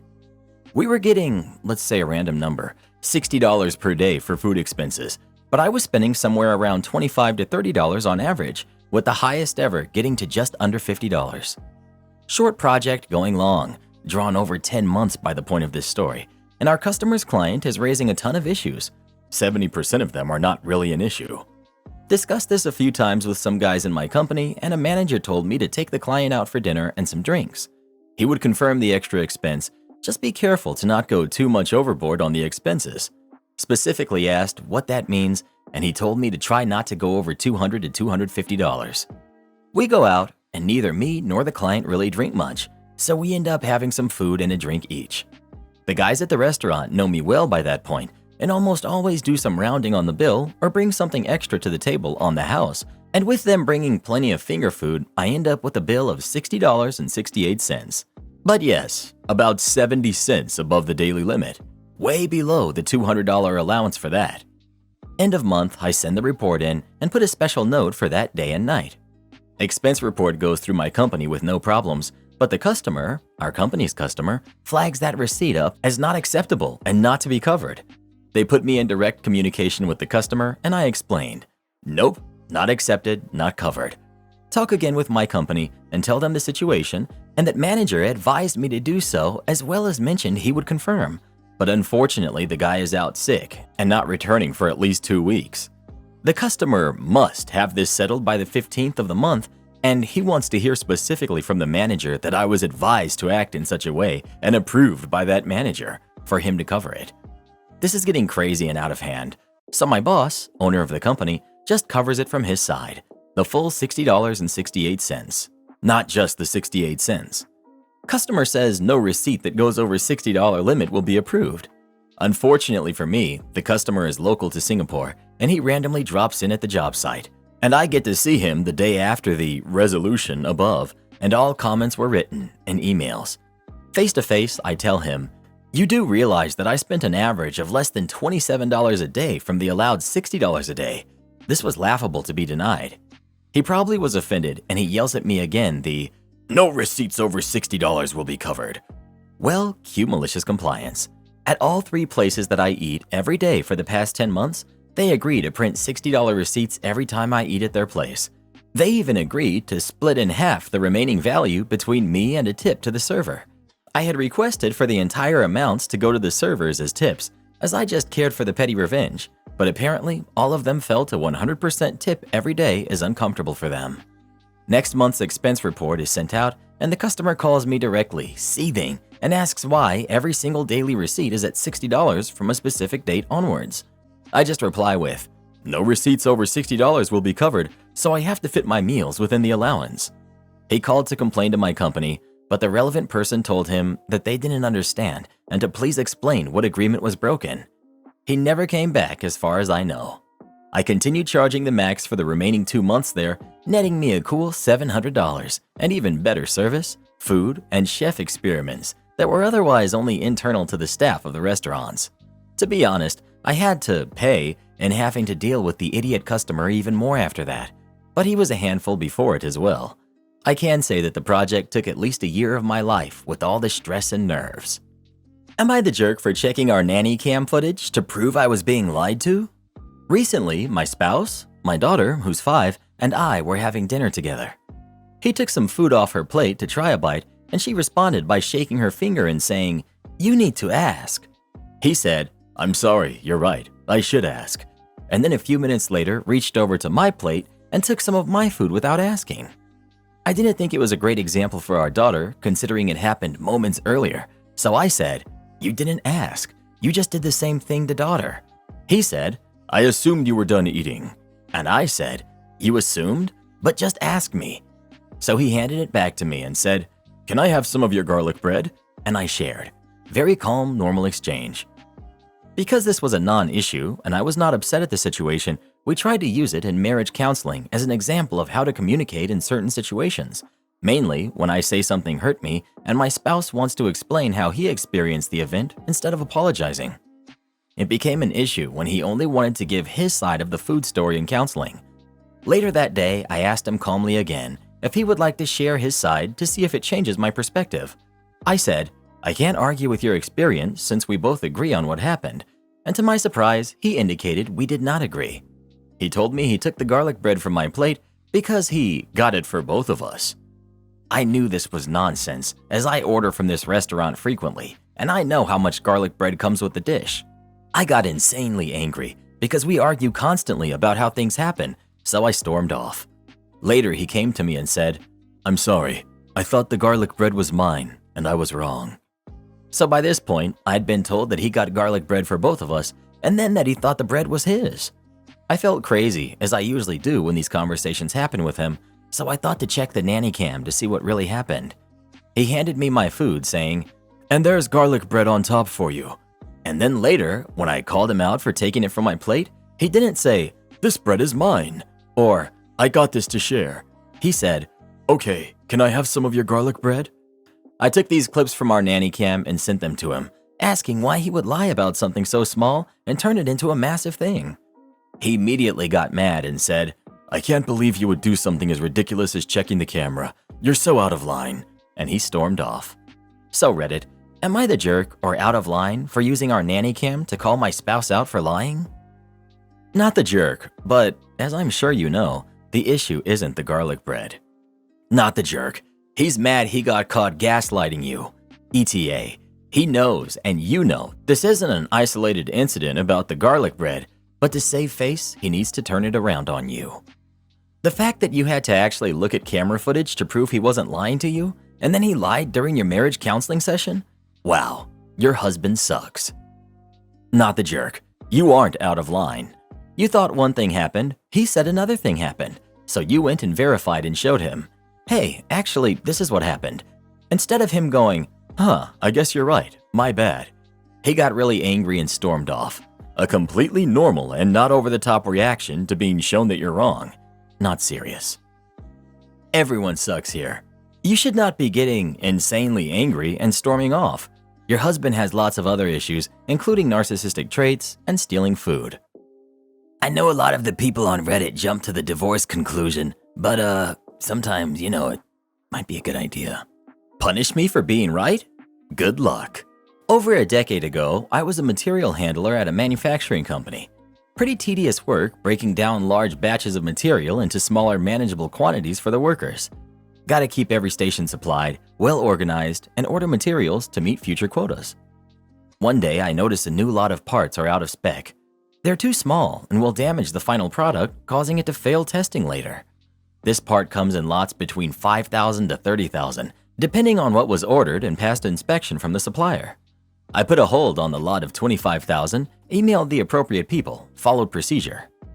Looking through the system, I realize we only have about 1,000 on hand, one more lot in warehouse for 7,000. This is enough for 1 week. I place another order for 30,000. We usually get 25,000. It takes 2 weeks to get, another week for cleaning and polishing. I send off another email informing of the shortage and how it will impact production. The only response I got was, "We'll look into it." After we ran out of parts, I was ordered to take the out-of-spec parts off hold. I refused. An engineer hadn't cleared them. The engineer was on vacation out of town and the other didn't know. A few days later, some random engineer from another department told me that they were good, and I was forced to release the lot. I got a verbal warning for insubordination and relieved of my MH duties. Got put back on production. 2 weeks later, all the parts started failing. 2 weeks worth of about 110 people's labor, machine time, untold tens, possibly hundreds of thousands of individual parts were wasted. Chaos erupts, mandatory overtime set, and I'm just smiling. About 2 months goes by, 4th of July weekend coming up, and I got a 5-day weekend with paid time off. Managers tried to cancel, but I already had it approved in January. Almost everyone in the room was going to be working the 5th and 6th, Friday and Saturday. People were quitting left and right. Being forced to work 60 hours burned them out. Cue malicious compliance. Since we had been working these few special machines so hard on overtime, the material was running out that it used to spray on the parts. To replace it, it required a 3-day cycle, which usually happened on a Friday to Sunday, every couple of months. We were about a week ahead of schedule with the overtime. I knew it, but no one else was paying attention. I decided to take a half day on Tuesday so I could leave during the team leads meeting that I used to be a part of. On my way out, I mentioned this little problem. A couple of them ran to confirm. I grabbed a soda and left. Got a text from a coworker. They ran out of material Wednesday morning. Everyone got a 4-day weekend like they were supposed to. 10 people, including myself, quit on Monday. Moral of the story, don't mess with the people that do all of your future planning if you can't do it yourself. Am I the jerk for not helping my neighbor with the kids after her husband left her? Background info. My husband and I, late 20s, male and female, have lived next to Jack and Jill for 2 years. We have a son who's 6, and they have 2 kids who are a similar age, but a little bit older. All the kids go to the same elementary school, and I used to see Jack in the car rider line. Our neighborhood is relatively close to the school, so the school bus does not pick up here. We have to walk or drive our kids to school. Jack and Jill have constantly had loud fights ever since they moved here, and by fights, I mostly mean Jill would scream at Jack and kick him out of the house on a weekly basis. Normally, he would sleep in his car and come back inside in the morning after she leaves for work. Jill works as a CNA at a nearby hospital, the 6 a.m. to 6 p.m. shift. Jack worked from home, like I do, which let him take the kids to school. Well, after this last fight, Jack packed up all of his stuff and left, flew back home to his mother in a different country. Jill recently came to me saying that she has no one to watch her kids from roughly 5 a.m. to 7 p.m. She asked if she could send them over in the morning, have me watch them and feed them breakfast and then take them to school, and then later pick them up and feed them dinner and watch them till she gets off work. I explained to her that being expected to be a second parent, basically to 2 kids, is not something I'm really interested in. I asked how much she was willing to pay, and she said she expected me to do it for free, since she has no friends and no one else to ask. She asked if I would watch them on the weekends so she could pick up extra shifts, otherwise she won't be able to pay the rent. I told her absolutely not, and that she's insane, basically, to think that I'd agree to something so unreasonable when we aren't even friends, and our kids aren't friends either. My husband thinks I was a jerk and that we could offer to help, at least sometimes, for the kids' sake. My stance is that we both know she wouldn't do the same for us if the roles were reversed, since Jill isn't really a nice person. Am I the jerk for not helping my neighbor with her kids after her husband left? Nope, not the jerk. Do not budge. The husband needs to come back and step up. Tell your husband to look after the kids. Absolutely do not tell your husband any such thing. You of course know who will end up watching those kids. Not the jerk. This is quite an extensive and unreasonable expectation. It's not even her asking you for help. It's her expecting you to pick up her slack. 5 a.m. to 7 a.m. Monday through Friday, with breakfast and transportation. 3 p.m. to 7 p.m. Monday through Friday, with snack, dinner, and transportation. Weekends as needed. And let's not forget, it's about time for summer break. So you'd what? Have to provide full daycare while she works? She needs to come up with a plan of her own that does not involve forcing neighbors to parent her kids. Am I the jerk for refusing to share a single piece of my mom's art?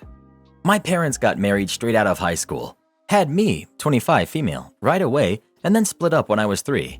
But they stayed close friends till the day my mother passed. My dad remarried Anna when I was 7. She had a daughter, Eve, who's 22. Then they had our brother Jake, who's 16, together. Jake was really sick when he was a toddler, so our parents spent a lot of time at the hospital with him, and I spent a lot of time at my mom's house. Eve's dad worked weird hours, so my mom was more than happy to take Eve too most of the time. She loved hanging out with us. My mom was a talented and passionate artist, and she was determined to foster a love of art in us. And she did for both of us, but Eve is far more talented than I am, and her and my mom bonded over their shared love of painting. My mother passed suddenly this January. I was always extremely close with her, and I was and still am completely devastated. I still can't accept that she's gone forever. I miss her so much. In late April, I finally got up the spirit to start organizing her things. Eve approached me after I mentioned that I was going to my mother's home to sort through some stuff, and she asked me if she could look through my mom's paintings and have a few as keepsakes because my mother was such an inspiration for her. I don't want to, and I refused. Not the paintings. I'm willing to give her clothes, jewelry, furniture, almost anything, but the paintings and journals are closest things I have left of my mom. There's pieces of her soul in there. It's not just stuff. They're the most personal items she left, and I don't want to let a single one go.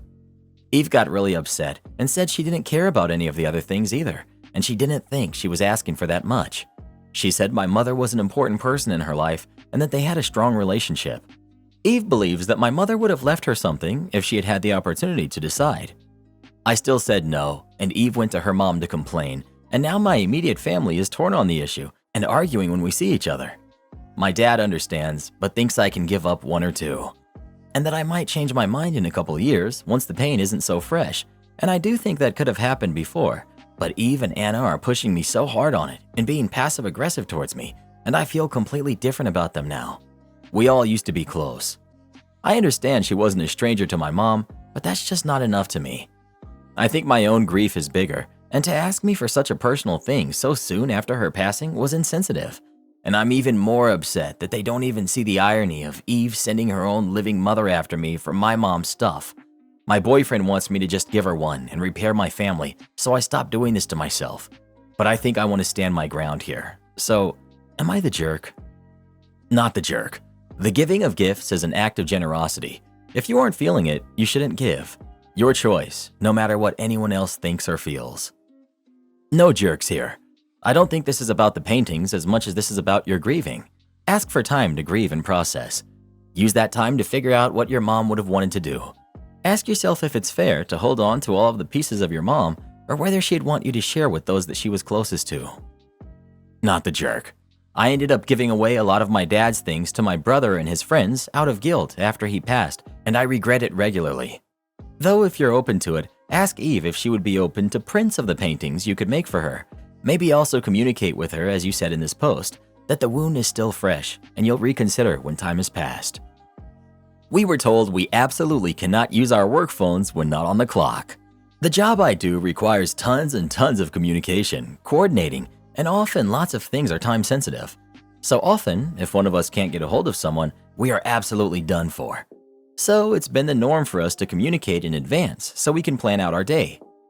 It was never a big deal to us as it usually just takes maybe 5 to 10 minutes to confirm everything is going as planned or be informed of any changes a few hours before we start the day. This is more to make our life and work easier for everybody.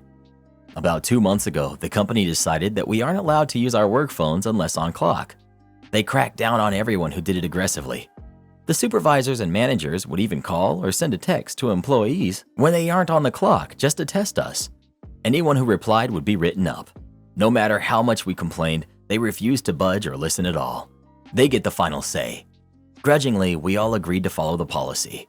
No surprise, everybody decided to just stop replying to their phone as soon as their shift is over. Surprise, surprise, nearly everybody has been late pretty much every day. A lot of appointments have been missed. Tons of mistakes have been made because nobody was able to get the answers they needed. Clients start to complain like crazy. The office and managers were immediately slammed with tons of phone calls and getting very behind on everything. This week, we're all hauled into a meeting. They were asking us what they can do to help us fix this mess. We all complained about the whole thing as it wasn't a fun time for us either. Most of us just basically told them we warned them repeatedly and they weren't having it, so they can clean this mess up. They tried to suggest a special code so we know if it's extremely urgent, but no one wants to carry their personal phone and work phone around all the time just in case. In fact, most of us told them we would just turn the phone off or put it on mute as soon as we got home. They tried to float the idea of making us all salary, which was immediately shot down as they have a horrible history of overworking their salary workers. They tried to ask us if we're willing to go back to the old way. It didn't go well either as there was a mixed reaction. Some were cool with the idea, some were like, absolutely not, unless I'm getting paid for that time, and some just flat out don't want to deal with phones when they aren't on the clock at all. The meeting ended without anything being fixed. Now the CEO and HR and other upper managers have been pulling their hair out trying to figure out how to navigate this mess up. It was so glorious to watch them running into the wall repeatedly over stupid adjustments that nobody wanted. Am I the jerk for making a separate portion of stuffing for my son? I, 33 female, am married to John, who's 35 male. Together we have a daughter who's 3 and are currently expecting our second kid together. We both also have a kid from previous relationships. I have Liam, who's 8, from my previous marriage, and my husband has Ava, who's 10. I make Sunday lunch for my family every week. On Friday, Liam asked if I could make stuffing without onions this week. Liam doesn't normally eat stuffing. He tried it a few times, decided he wasn't a fan, and that was it. He tried it with his dad the weekend before. We have 50-50 custody, so our weekends vary, and he liked it. I agreed, and on Sunday made my son his own stuffing without onions. It's no big deal, after all, and I'm happy to make separate portions of anything if it means my kids eat more. This is where the problem starts. We sit at the dining table, and John points out that Liam has stuffing on his plate. Liam tells him that I made him stuffing without onions because he likes it without the onions. Immediately, I noticed Ava's mood sour, and when I pressed her, she asked why I didn't make her stuffing without onions when she'd asked about it months ago. Now, I'd understand where she was coming from if she had actually asked, but I had no clue what she was talking about. I said as much, and she told me that she'd brought it up with John, who said he had talked to me. John never spoke to me about it and told Ava that it was too much work for me to take out the onions just for her. John said he didn't tell me because he thought it would be too hard on me, wanted to make things easier, thought I'd only say no anyway. He even said that it didn't make sense to make a separate portion for just one person. He said it was stupid that I'd even done it for Liam.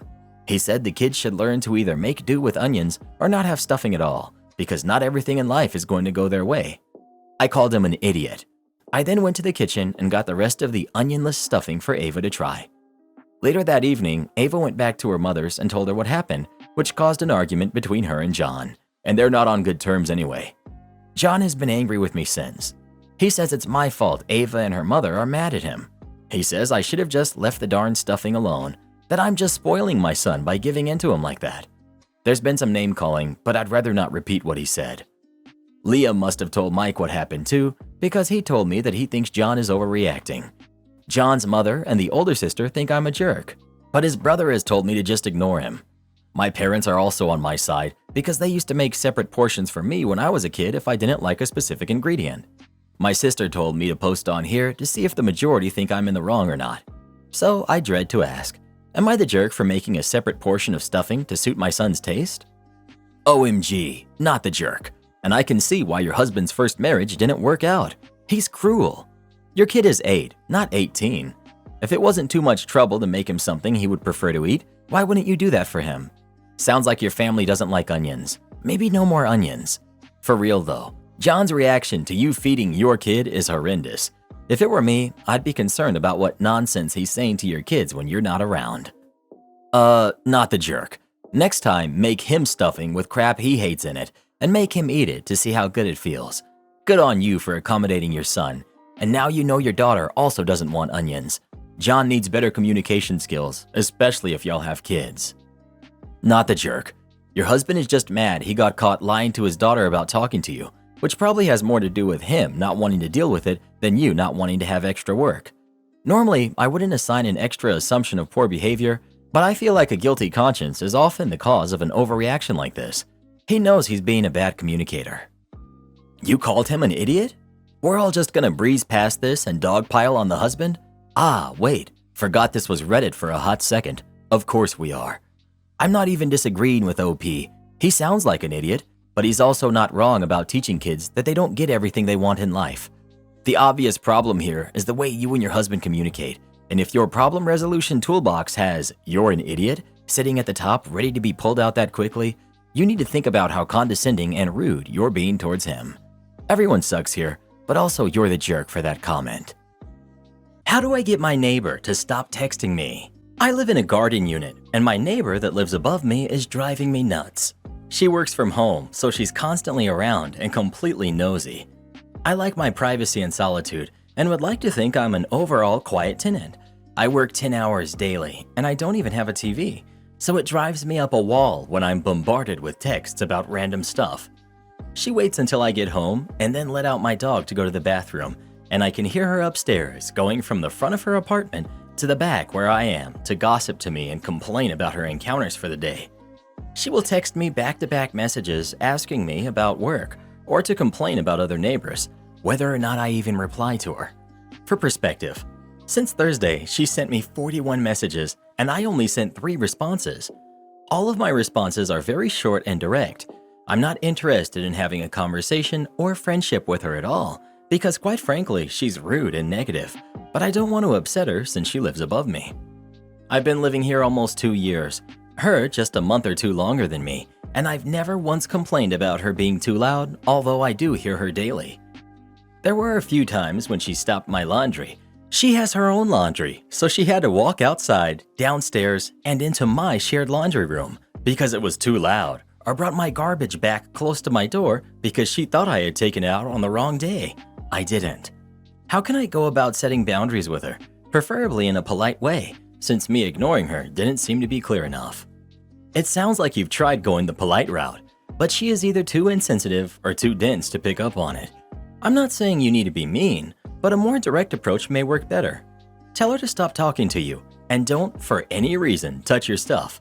Laundry too loud? That's what headphones are for. Garbage out on the wrong day? Tough. It can sit there, and you've chosen to deal with any consequences. Want to gossip with someone? There's a fabulous place for you called Reddit. Show her this post if it helps drive the point home. If she still doesn't get it, act like you don't see her. She starts talking to you, don't respond. If you're walking, just walk past her as she continues to speak to you. If you're sitting and she approaches you, whip out your phone at your earliest convenience and call someone you know that you haven't talked to in a while, or someone that you talk to all the time, or anybody else, really, as long as it isn't her. Completely refuse to acknowledge her existence. I will say that I am normally one to try and have a friendly conversation to resolve issues, but she sounds like that has been tried and didn't work. Take this advice with a grain of salt. Be prepared for retaliation, but stand firm and stay polite as long as she doesn't escalate. My ex expects me to take his kid to Disneyland. Alright, so I have a son who's 13 with my ex-husband. We got divorced because he was having an affair and he had a kid with his affair partner. Now he's a single dad because the affair partner left. My son goes over to his house on weekends and sometimes his kid comes over to my house because my son and him are somewhat friends, but I don't really mind. The problem now is that I'm planning on taking me and my son to Disney, and I've been saving up for this, as I believe he should go there at least once in his life to experience it, as well as him having good grades for the whole semester. I believe that my son must have told his half-brother, as my ex-husband called me and asked me what day I'm planning to leave and am I driving or him. I was confused initially, but I realized what he was talking about, and told him that it was just going to be a trip for me and my son. He started to get mad and accused me of favoring my son over his half-sibling and trying to be petty for his past actions and such, and told me I should at least have offered for his son to go too. I told him no, as I wasn't going to pay for another plane ticket and other supplies, and that if his son wanted to go, he needed to pay for himself. I hung up before he could say anything else. Now my son says that his dad was disappointed about my decision and to try to change my mind so his half-sibling could have fun too, and some other remarks. My ex and a few of my friends who heard about the situation say that I'm the jerk for not letting his brother go on the trip as well, and that I'm being selfish and petty. So I'm starting to reconsider everything and just relenting. So I wanted an outside opinion. Am I the jerk? I don't care if your ex did want to pay. You are better than me for even allowing the half-sibling over at your house. You don't owe your ex anything. You don't owe the kid anything other than basic human kindness when you do happen to interact. But he is not your family just because your ex had an affair.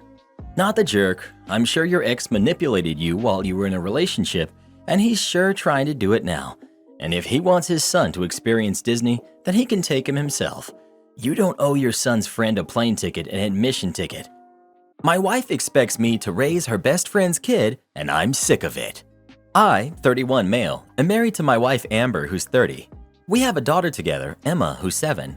The problem is my wife's best friend, Jennifer. She has a daughter as well, named Harper, who's 7. Well, Harper's dad is a lazy jerk, and he refuses to do anything with his daughter. He's the type of guy that brags about how he never had to change a diaper. Jennifer and Harper are usually at Amber and my house on the weekends because Harper's dad is drinking and watching sports all weekend. On Saturday, I normally spend all day with my daughter because I don't see her as much as I would like to during the week. However, with Harper being there every Saturday, anything I do with Emma, I have to take Harper with us. Take Emma to the zoo? It's Emma, Harper, and I. Taught them both how to ride bikes. Take them both to dance class. Take them both to the kids' salon, and so on. Mother's Day was the last straw. I took them both to dance class Saturday morning. Amber and I also pay for both dance classes because deadbeat dad won't. On the way home, Emma asked if we could stop to get something for Mom for Mother's Day. I said sure, but then I ended up having to buy something for Harper for her mom as well. On the way home, I just kept thinking, why am I buying someone else's wife a Mother's Day gift? That's his job. A few days later, because I didn't want to ruin Mother's Day, I told my wife that I'm sick of raising Harper. Her real father needs to step up. I'm tired of it taking away time that I get to spend with Emma. She said that Jennifer is her best friend and we need to be there for Harper. Now she's not speaking to me and is sleeping in the guest room. So, am I the jerk? Just wanted to add some updates to questions that I see. Emma and Harper are best friends. It was my idea to spend Saturday with Emma. I work more during the week, so I wanted to spend Saturday with Emma and to give my wife a bit of a break. We pay for things that Jennifer's husband thinks are a waste of money, like dance class, and Jennifer can't afford to pay for these things herself. Jennifer and Harper do things with Amber and Emma 1 or 2 times a week together during the weeknights. Not the jerk. If your wife wants to step up for Harper, then she needs to do that, not put it on you. She should be taking her places and doing things with her. Not the jerk. Stop taking Harper. It's that simple. You're having dad-daughter bonding time and don't want to tag along. If Harper wants to come along on these things, then make her mother come with you, but not your wife. Not the jerk. Just make plans to do something with your daughter and tell the friend that you will not be taking her daughter ahead of time. Not the jerk. Personally, I'd never be able to not take in a kid who needed it. A lot of kids with bad parents have their mental health saved by the kindness of friends' parents who step up. That being said, it's not something you're required to do. I do feel bad for the kid though, but none of this is her fault. Complain to me pretending to be the patient's father? Well, let's involve her parents then. I used to work at a very nice private hospital where the place looked like a hotel. The food was great and the service unrivaled. We were voted best private hospital in the country quite a few times, and all around people were happy and the care was great. The nurses were mostly old school, stern, but very passionate about patient care, with no time for anything that stops them from doing their job. My job was to focus on marketing and complaints, and to be honest, I didn't have a lot of work on the complaint side, but every now and again something would come up. If there was an incident, the RNs would usually come and warn me to expect something and give their side of the story. One morning as I got to work, a registered nurse was waiting at my door to update me on an incident that happened the previous night. There was an 18-year-old patient who had a small operation, but was prone to dizziness and fainting. Now, slips and falls are a big thing in hospitals, and these incidents get monitored very closely. Since she was a slip and fall risk, they moved her to a private room right in front of the nurse's station so that she could be monitored throughout the day and night. One night, The tattoo-clad, older nurse's description, 20-something-year-old boyfriend comes to visit and forgets that this is in fact a hospital and not a hotel. Old-school, stern nurse realized something is amiss when the room's doors were closed, and after she pushed the door open, the curtains around the bed were drawn too. Seeing that privacy takes second priority to a patient's healing and safety in a hospital, old-school nurse wasn't having any of this. She pulls the curtains open, pulls the boyfriend out of the hospital bed, and gave them both a talking to. Tattoo boyfriend left soon afterwards, apparently furious that his evening was ruined. Sure enough, 2 hours after the nurse visited my office, I get an email from patient's father detailing how his daughter's privacy was invaded the previous night, how she had a private conversation with her boyfriend, and how they were unfairly treated by a nurse. I was surprised that an older gentleman would write an email to a hospital with so many spelling errors and a complete lack of punctuation. But the email address, something like tattooguy@gmail, was a total giveaway as to who the real author was. Now, technically, I was just able to reply on the email, detailing our experience and side of the story. However, sharing private patient information on an email to an unconfirmed email address is bound to get me in some serious trouble. So I did what any sane and perhaps slightly malicious person would do. I called document control and asked them to pull up the email address on file for me. This happened to belong to her mom. I forwarded the email to her, mentioning that I received the following email from her daughter's father, but since she's the contact person on file and we need to stick with the people that we have permission to contact, may she be as kind as to share our response with him. I then detailed what the nurse told me about the patient being a slip and fall risk that required constant monitoring, about the boyfriend visiting, about the door and curtains being closed, and the nurse catching them in the hospital bed together.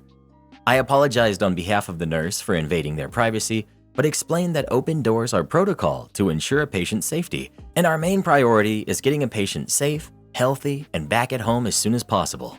I ended the mail with my contact details and invited her to contact me if she had any further questions. Well, if the parents didn't know about the incident, now they did. I'm told the daughter was well behaved for the remainder of the time, and the boyfriend didn't stop by once during the rest of the patient's stay. So, lessons learned. Don't include your parents' details on your hospital file as your main contact details if you don't want them contacted. Don't try and catfish a hospital employee, and respect the hospital for what it is, a place of healing and not a hotel. Am I the jerk for telling my fiancé her sister is not invited to our wedding? So I, 27 male, and my fiancé, 28 female, have been together close to a year, engulfed for half of that. We're planning a wedding in the fall of 24 and have started a guest list. She comes from a big family and I'm an only child. We are close with one of her sisters in particular and often went to visit her and play board games and such. This sister has a fiancé and is pregnant. Recently, my fiancé told me that her sister was having a shotgun wedding before the baby arrived in order to keep with their traditional values and appease their family's religious desires. Back up a bit. I've done a lot for her sister and soon-to-be husband. I planned a birthday party for his son from another marriage. I've given her rides, always brought small gifts when I would visit. I've gone as far as to stop everything I was doing to help her during a health scare while she was still pregnant. I really felt like I was a part of the family. Fast forward. In a text to my fiancé upon announcing her wedding, her sister made a point to say, "It's a small wedding, no plus ones. OP can come to the dinner afterwards. All fine by me." I honestly don't really mind, as ceremonies can be dull, and I understand why she would only want to have immediate family at her small wedding. I woke up on the day of the wedding to help my fiancé get ready and drive her over to her sister's house. I planned on driving my fiancé, her sister, and her sister's soon-to-be husband to the venue and bringing them to the dinner afterwards. My fiancé told me, "It's okay, just drop me off at my sister's and we'll get a ride over." A little odd, but I was fine with that too. I arrived over there, and as my fiancé got out of the car, I asked if I could come in and congratulate them.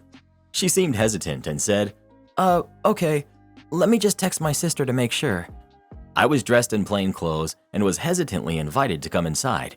We walked up to the house. Inside was a party of her siblings and their friends and significant others, all dressed up. They all looked at me and didn't say much. I saw another one of her sisters and her new boyfriend was in a suit. Everyone was invited. The no plus ones only applied to me. I immediately left and in a text told my fiancé they were off the guest list for our wedding. My fiancé is upset with this because her sister is her close friend. She said maybe I did something to upset them, which is why I wasn't invited. But I've been nothing but kind and caring to her entire family. I've spent hundreds of dollars and gone above and beyond for everyone. Now we're fighting over this. Am I the jerk? Seems to me your fiancé knew beforehand about you being the only one not invited. I think you also have a fiancé problem if she can keep this from you as well as not backing you up on not inviting her sister. Not the jerk. What about not inviting your fiancé to your marriage? I mean, not marrying her. Yeah, it should be a legit thought. Your fiancé knew everything all along. Well, what you got was the prize of being a too nice guy. Rethink this relationship, buddy. Not the jerk. Not the jerk. Your fiancé went along with excluding and manipulating you into believing the no plus ones rule. No matter how much she may try to pin this on her sister, family, whoever, she was an active participant. A true partner wouldn't have allowed that, or at the absolute bare minimum would have been honest with you about why you weren't wanted at the event. This behavior is not even a red flag, it's a biohazard sign. You've been together for less than a year, so you still have ample room to make a clean break and find someone who appreciates and includes you. Am I the jerk for wearing a strong perfume? I, 19 female, am from a Middle East country. Most perfumes here have a very strong scent and people can smell them from far away. I'm not a fan of these types of perfume, and I always wore light scented. That is, until my mom's best friend gifted me a tester of an Arab perfume I honestly really liked. That was 3 years ago, and I've been using it since then.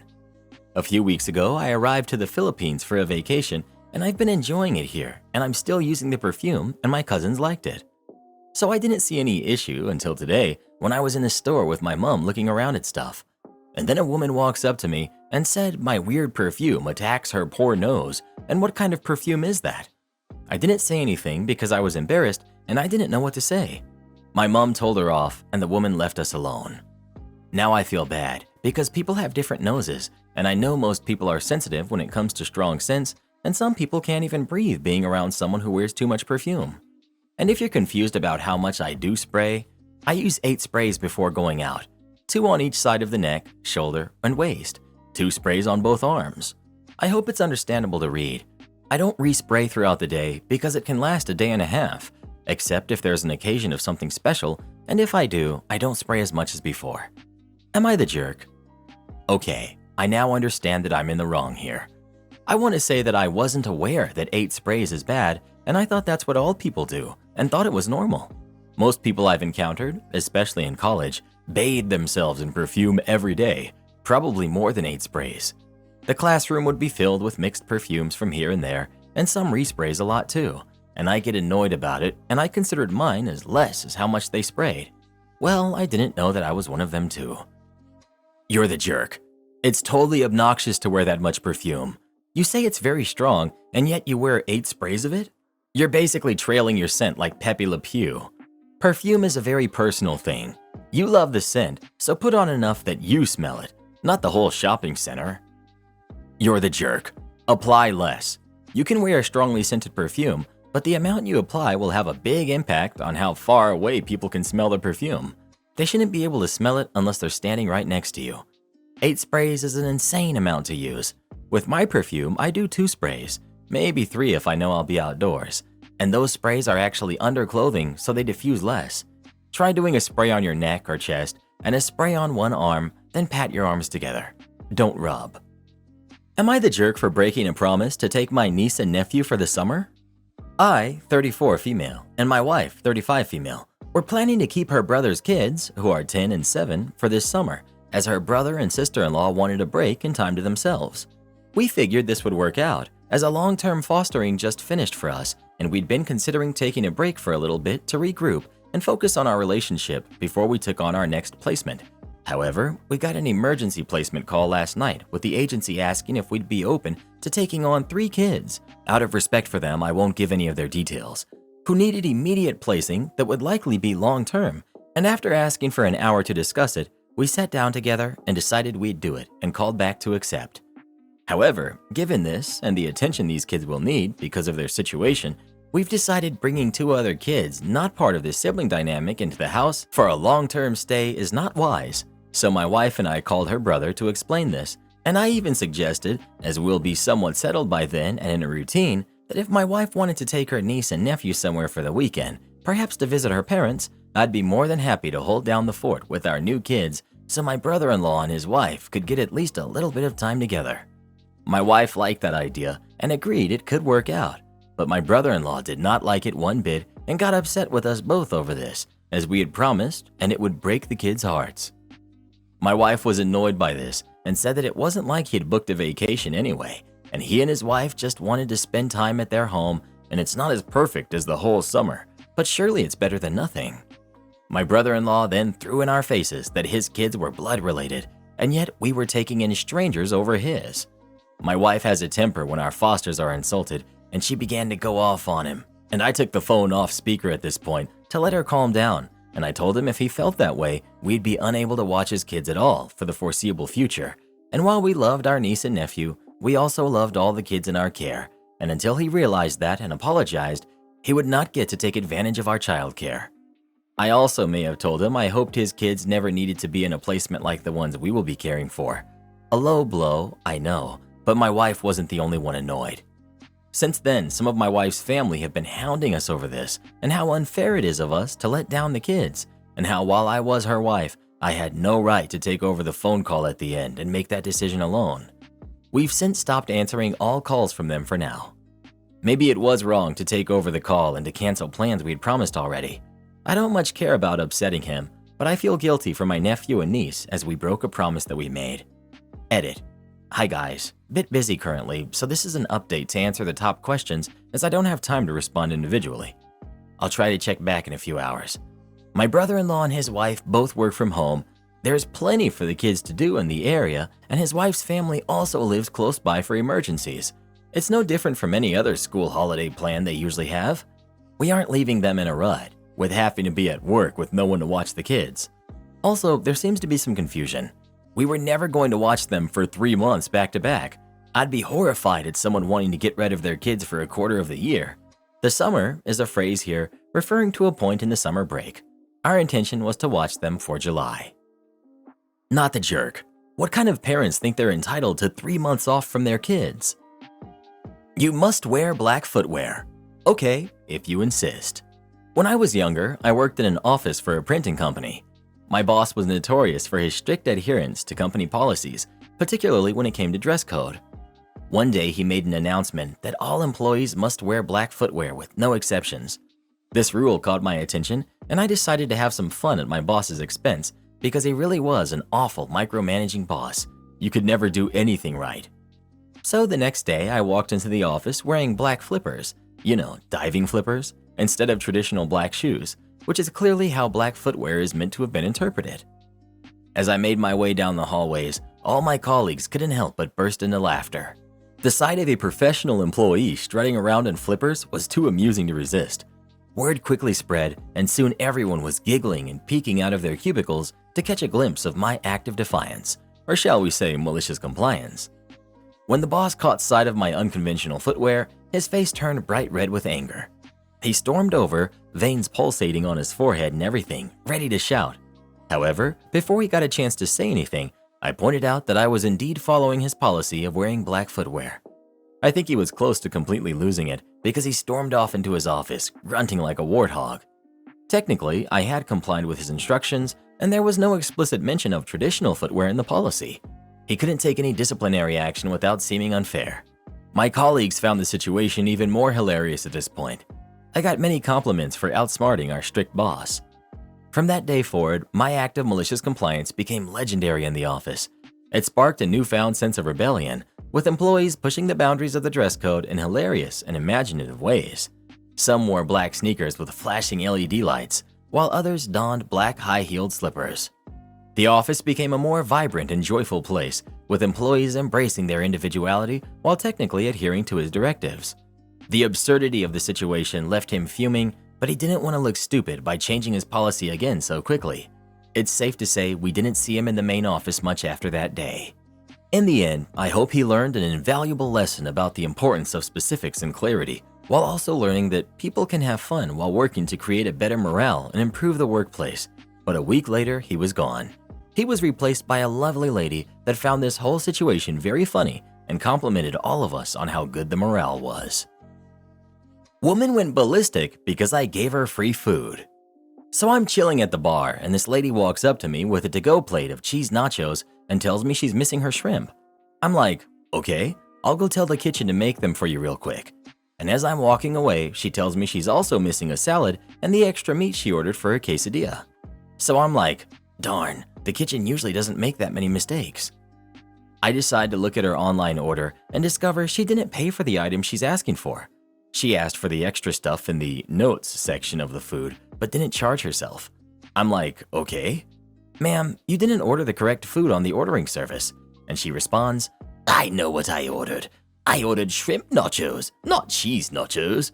She's saying all this as I'm showing her our iPad, showing her that she ordered cheese nachos, and even how the prices don't match. She then starts getting mad because we got her other stuff wrong. She says that we should have put all the stuff from the notes with the food because she had wrote, I'd like extra meat. I'll pay for it when I get there. Problem is, she had already left the building with the food, then came back when she saw we didn't put the extra stuff she asked for free. So I point out that, ma'am, you left the building and didn't pay for the extra meat. Meaning, I tried to convey to her that it looks like she never planned on paying for any of the extra stuff in the first place, but she played dumb. She then started blaming the cooks for not telling me to call her and to let her know she didn't input the food correctly. Honestly, she got us there, and I let her know that I'd let the cooks know not to do that again. Then she starts complaining about how, why didn't she just get the stuff for free? And at this point, I was out of patience and told her, ma'am, you got what you paid for. We aren't allowed to give out free stuff. And this gets her riled up even more, and she starts yelling, no, I didn't. I assume because she feels entitled to the free stuff she was asking for. At this point, all I say is, I'm gonna get you the shrimp from the back, but I'm going to have to charge you for it. Is that okay? She yells, fine, that's what I'm here for. I let the cooks know, and they make me a side of shrimp and a salad that she asked for. I walk out and hand her the stuff, and she asks, how much is it? And I say, it's free. Just please take a look at what you order on the DoorDash. And this is where she goes ballistic, yelling, no, I don't need no free handouts.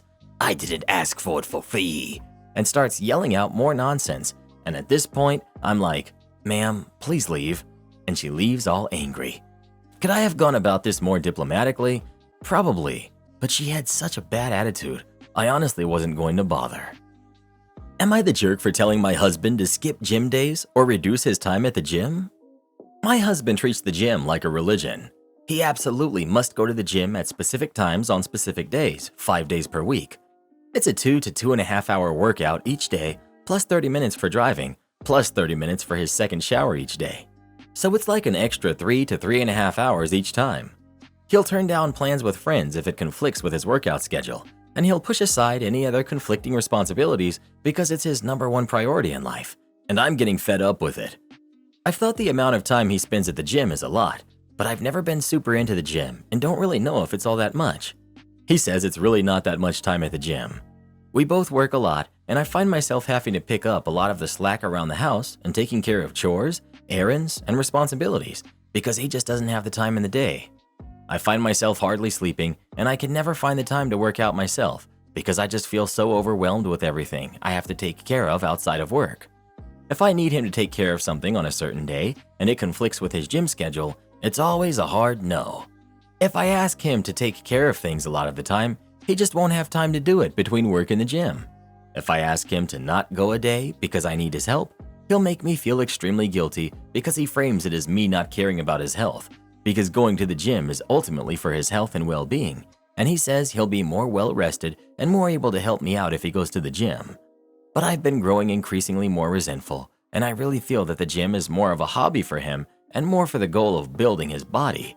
He mostly does weightlifting, not cardio, and he just uses health as an excuse to make me feel guilty for being a bad wife who doesn't care about his health. He's constantly telling me I'm crazy for getting on his case about the gym and says that it's ridiculous that I'm asking for him to deprioritize his health. I don't know if I'm a jerk for thinking that he shouldn't spend so much time at the gym and making it his #1 priority over other responsibilities, because I know that health is a priority, but I also don't know if there's a reasonable balance I should be asking him to strike here. I'm just going to toss this to think about. My brother did the same thing, 5 days a week, always the same time, lots of hours, refused to alter his schedule, etc. He was cheating on my ex-sister-in-law, and this was how he arranged it. He left his cell phone out one day when he was late, and the affair partner sent a text. Just do a bit of quiet investigating if this raises a flag. First, this isn't about the gym. This is about him not pulling his weight around the house and deprioritizing your relationship. He's counting on you to pick up the slack. You don't mention having kids, so here's my advice. Stop overcompensating for his lack of care and attention to your home and your relationship. Sit down and write out everything that needs to happen to keep your home and lives running, aside from both of you working. Estimate times for all of it. Tell him that you are not going to complain about the gym anymore, but you have been doing the bulk of the work. Show him the list and explain that you will not be doing more than half anymore. Now stop doing more than half. Then take 2 hours a day and go enjoy your summer. Find something to do that you love. When he complains about stuff being done, simply remind him that you are doing your share and he needs to handle his. When he complains about you being unavailable, ask him if he wants to plan a date night with you. Your husband needs to step up, but he needs to experience the gaps you have before he can recognize them. Not the jerk. Not the jerk. He's married to the gym, and no, 2 to 2.5 hours is not normal. Any workout should be like an hour at most. In fact, you need to rest in between days so your body heals from the previous workouts. He's using the gym to get out of responsibilities and, well, his family life. Neighbor does illegal backyard burn during fire season and gives me an asthma attack. We live in a real woodsy place and there is no HOA. I'm pretty sure my neighbor owns his house and is not renting it. We also had a really bad wildfire in our area 2 years ago that caused our whole town to be evacuated for a month. Fire is a really big deal here, and backyard burning needs to be approved by the fire station and the county air pollution district. We're at wit's end with my neighbors. He, his wife, and their kid moved in back in 2020, and I've hated every moment of it. He plays music real loud, yells all the time, and now he's doing backyard burns. I have really bad asthma and was doing the dishes this afternoon when I suddenly smelled a bunch of smoke.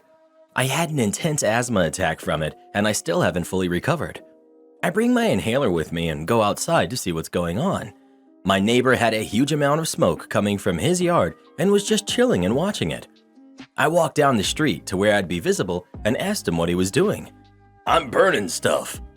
I told him that my windows were open and a bunch of smoke was coming in my house and I had an asthma attack and that he can't be burning so close to people's houses. I also asked him if he had a permit for this, which he claimed he didn't need one, but he does, and I pointed him to where he could get one.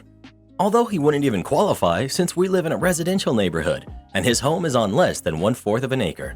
He got really aggressive with me for confronting him, yelling at me, saying, I can't tell him what to do on his property. I told him if what he's doing is affecting my health, I have a right to complain. He then went on about how awful my husband and I were because we confronted him one time 2 years ago when he started playing his music so loudly that we couldn't even hear our own television. I told him that I was trying to be nice talking to him because I could have just called the fire department and could have had him fined. He claimed since he didn't know he needed a permit, then he couldn't have been fined. He literally didn't understand that just because you didn't know something was against the law, that means you get immunity from consequences. While we were talking, he said he had to get rid of one of his dogs recently because neighbors kept complaining about his dog getting loose. His big German Shepherd was constantly running around our neighborhood, and a different neighbor came to talk to me about it since so many other neighbors complained. He said it wasn't his fault that the fences on his property were old and rotten when he moved in and his dog kept leaving the property. I pointed out that my dog doesn't run away or go into his yard despite our fencing needing some repairs too. He really doesn't seem to grasp that there are consequences to his actions. When talking to him, it feels like I'm trying to reason with one of the kids at the daycare I work at. I noticed how aggressive he was getting with me. I'm a short woman in my mid-20s, and he's a big burly guy in his 30s or 40s, so I was getting pretty scared. I tried some de-escalating tactics I do with the kids I work with, using a calmer voice and giving him positive reinforcement, telling him how much I've appreciated him being better with the volume of his music, and convinced him to talk to the fire department about getting a permit and to burn things on the other side of his yard, away from the house. He was much happier after that, but it was still scary to talk to a big, gruff, unstable guy by myself since my husband was at work, and to try to get him to understand that he can't light fires in his yard during fire season and that his actions are affecting my physical health. This confrontation was a few hours ago, and I'm still really suffering from the asthma attack I had earlier. My chest hurts, my throat and eyes are burning, and I've been having lots of coughing fits. My husband and I are planning on getting security cameras, and next time we will call the fire department. I told my boyfriend's daughter that I owe her nothing. I started dating Dave 3 years ago. He has a daughter, Cassie, who's almost 20, and I have a son, John, who's 16. Dave moved in with me last year. Cassie sees me as someone who broke up her parents, despite her mom and dad being divorced for a year before I even met him. She has just treated me like absolute dirt since day one, calling me every single name in the book, egging my house with her friends 2 years ago, etc. Now I convinced Dave to bring his daughter on a vacation last year shortly after he moved in with us, so he could talk to her one-on-one about her behavior and set some ground rules because her behaviors became severe after he moved in with me, to a point where I almost told him to pack his crap up. So he agrees to go on vacation with her. When they return, she says something along the lines of, "I'm sorry, but you are not my mom. You are not my family. You are nobody to me. You and your kid will never be anything more to me than you are now.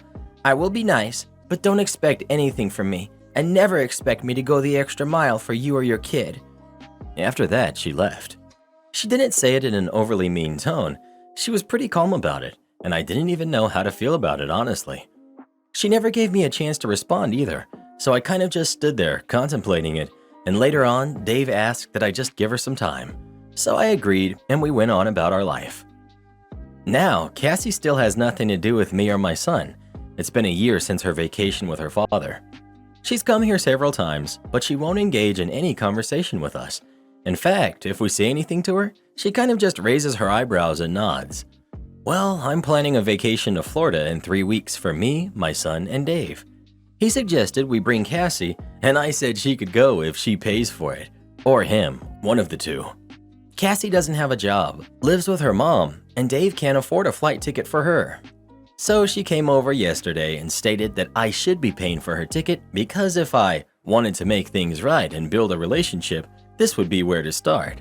So I quoted what she had said to me last year, and I said, "I will not be going the extra mile for you, and I owe you nothing. You can come, but you or your dad will be purchasing the ticket. Not me and not my kid, who works." I'm now being told that I'm petty, childish, and need to grow up because she is a kid, stating that I am the adult here, and if I want to make this work, I need to prove to Cassie that I want a relationship with her. Am I the jerk?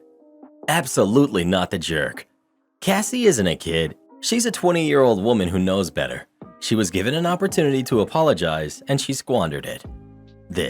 Suddenly she wants OP to want to start a relationship with her because she'll get something nice out of it. She's just greedy.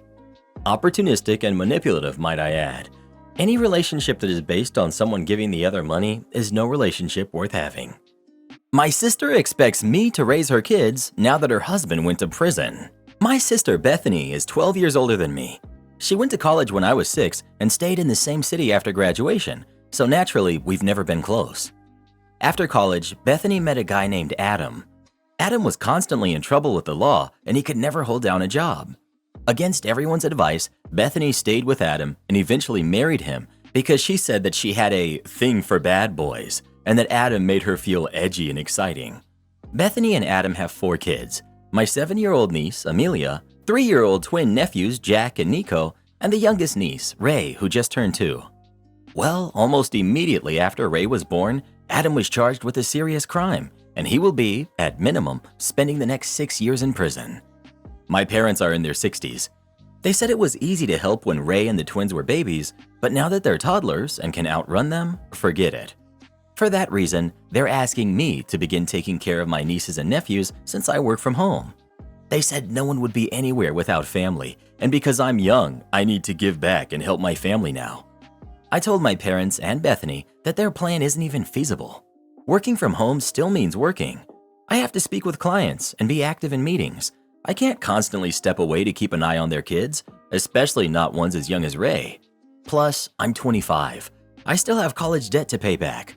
Babysitting as a teenager does not mean I'm ready to essentially become a parent to even 1 kid, much less 4. I also reminded Bethany that she has never really been involved in my life other than attending the same occasional holiday parties. We may share DNA, but we're practically strangers. I acknowledge the situation with Adam is unfortunate, but he showed for years that he wouldn't be a stable partner. She was 30 when they had Amelia. She wasn't a naive teenager.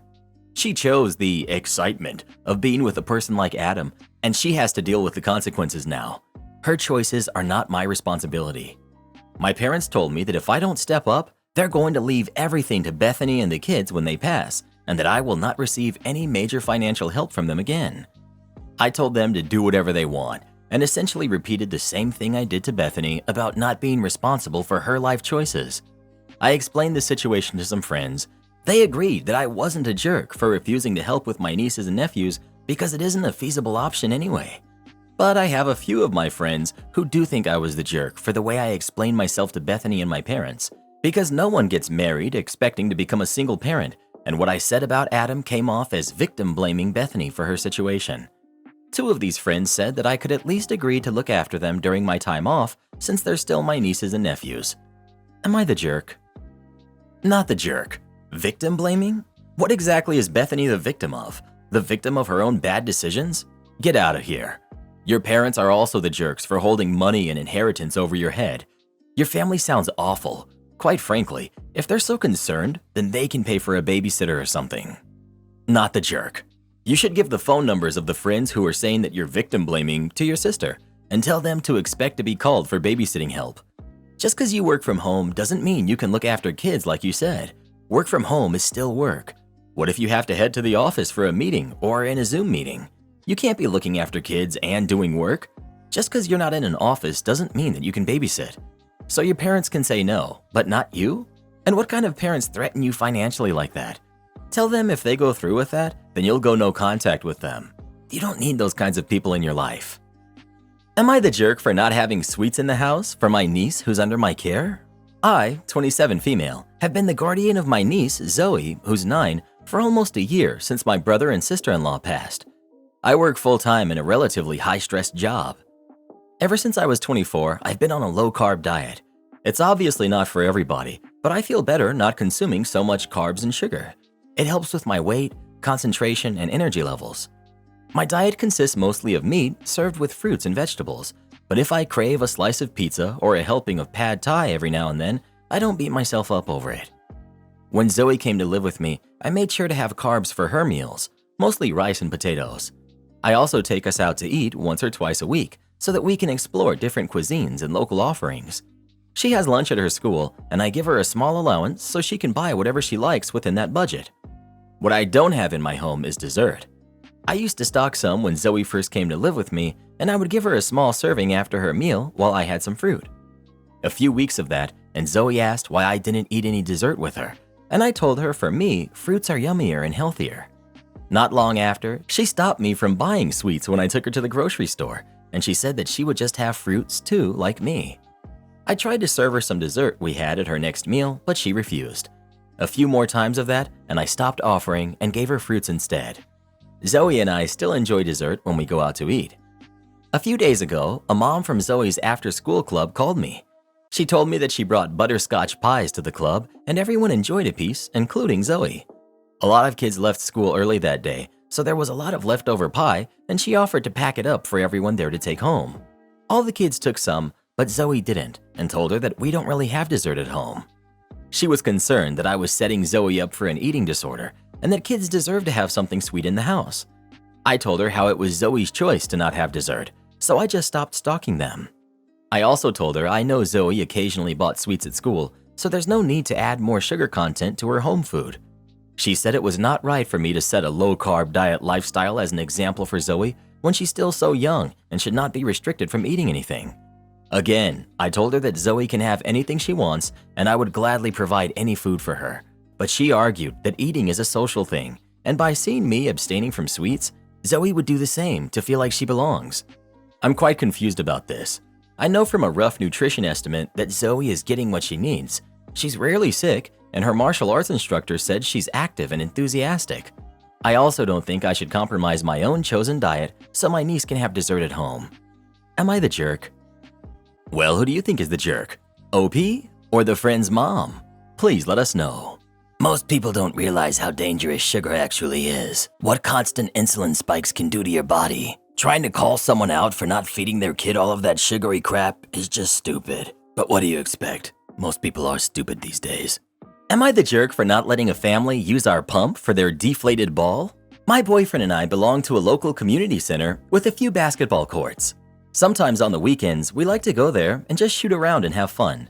Unfortunately, the balls the community center has are almost always slightly deflated for some reason. You can remedy this by either bringing your own ball or your own pump.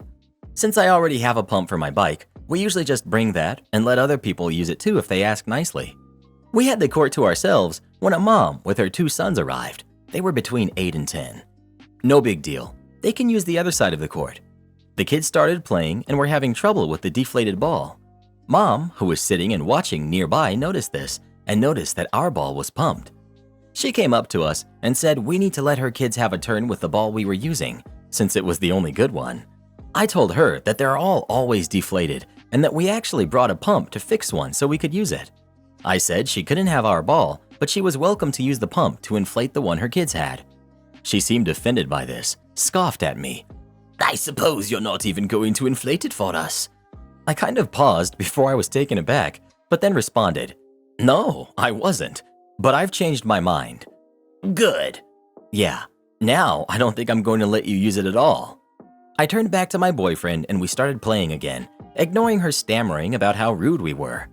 The kids were watching the whole time and didn't say a word. They started playing again too until the mom got frustrated with us ignoring her, took them and left. After they left, my boyfriend said I went too far. He agreed that she was rude, but said I should have let them use the pump because in the end, it meant the mom got mad and the kids couldn't play anymore. While I do feel bad for them, I wasn't going to let their entitled mother steamroll me. I think that's just setting a bad precedent for both her and for her kids that they will all learn that they can just bully people into doing everything for them. So, am I the jerk? Not the jerk. You didn't go too far and you didn't deny her the ability to use the pump. She was a jerk and lost the privilege. It's 100% on her shoulders what happened to her kids. As a culture, we put the onus on nice people to be responsible for crappy ones and making victims smooth out bad situations. Kudos to your boyfriend for not watching things go down and just suggesting he'd do it. A partner who can disagree but not override your ability to make a decision is awesome. This thought brought to the discussion by my wife. Not the jerk. You offered her a perfect solution. She was rude. Yeah, you could have been the bigger person and ended up giving her the pump, but do we even know if she would have accepted just the pump if you were polite?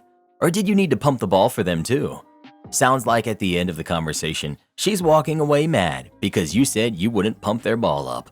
Lady is out of her mind. Am I the jerk for telling the truth about my 18th birthday and embarrassing my father in front of his university friends? So, to be blunt, I, 20 male, was an unwanted child. A whoops pregnancy that my parents were too religious to get rid of. As a result, I pretty much raised myself until I was kicked out at 18. I won't lie, it hurt being rejected by the people who were supposed to love me, but I'm at peace with it now. With the sad backstory out of the way, about 6 months ago, my parents reached out and started apologizing profusely. I wasn't sure about getting back in contact, but they seemed genuine, so I tentatively went ahead. Things were going well until they invited me to meet up in person. I showed up at the restaurant expecting a quiet dinner and a heart-to-heart. Instead, I found out that my father's fraternity had rented out the whole darn place for a 25-year reunion. He met me at the door and told me to act like we were a happy family in front of his old friends. I, being as hungry as I was at this point, made a beeline for the buffet. He promised me dinner, and by God, I was going to have it. I tried to blend into the background until I got to chatting with some other folks my age. My father's friends' kids, I assume. They started talking about their parents, and I nodded and smiled along. Then I was directly asked what I got for my 18th birthday, and I didn't know what to say, so I defaulted to the truth. So, what did your parents get you for your 18th birthday? I got kicked out. Cue awkward silence. Oh my God, are you okay? That sounds awful. Yeah, I'm fine. I just moved in with my aunt while I go to college. Where do y'all go?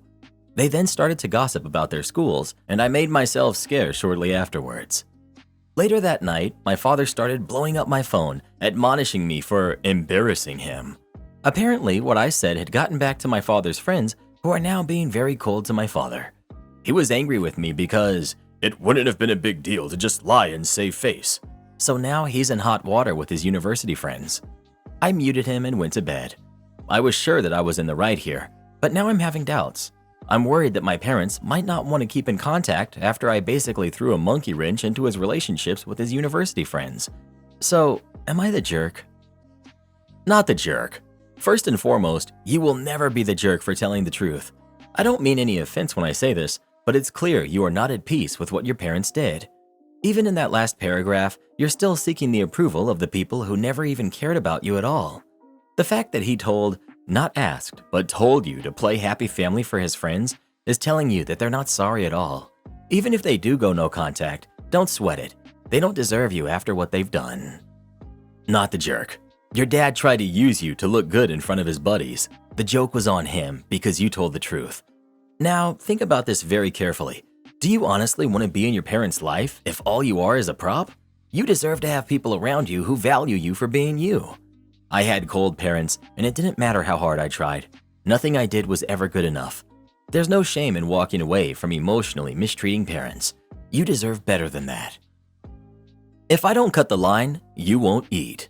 I just received the forms for this year's food festival, and I was reminded of what happened last year. After the first lockdown, the mayor in my city decided to organize a food festival in August. Because it was successful, it has become an annual event. I've taken part in both of them and planning to take part this year also.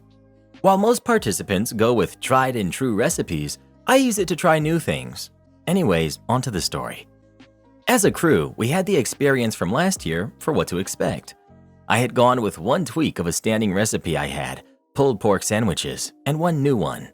The new one was a sandwich with smoked sausage, grilled onions, peppers, and eggplant, and feta cheese sauce. Since the opening hours for the festival were 11 to 2300, we planned on having a 3-man crew, 2 cooks, 1 apprentice, on site, with enough food to cover the rush hour of lunch and restock when the crew changed at 1700. If they needed anything, they would give us a call and we would bring it from the shop. We were about 500 yards away. That fateful August day, we received a call from the crew around 1300 that they were running low on vegetables and cheese sauce. Apparently, a cruise ship had anchored outside of the city's port and had debarked most of their passengers for 12 hours in the city, and most of them hit the food festival. So I grab a portable fridge, load it with vegetables and sauce, and I head to the stand. Having a pass, I move fast through the entrance, and I catch some glares. As I stepped inside the food court, I noticed that almost every stand had a huge line in front of them. As I move past our line to reach the stand's door, I hear people shouting, "Hey, where are you going?" and "Get back in line." I'm almost to the door when somebody grabs my shoulder. I turn around to see a gray-headed older man dressed in a classic tourist attire, light yellow shirt, khaki shorts, white socks and sandals, and a hat. Tourist still holding my shoulder. "You can't cut the line like this. People are waiting." Me. "First, remove your hand from me. Second, I need to cut the line." Tourist.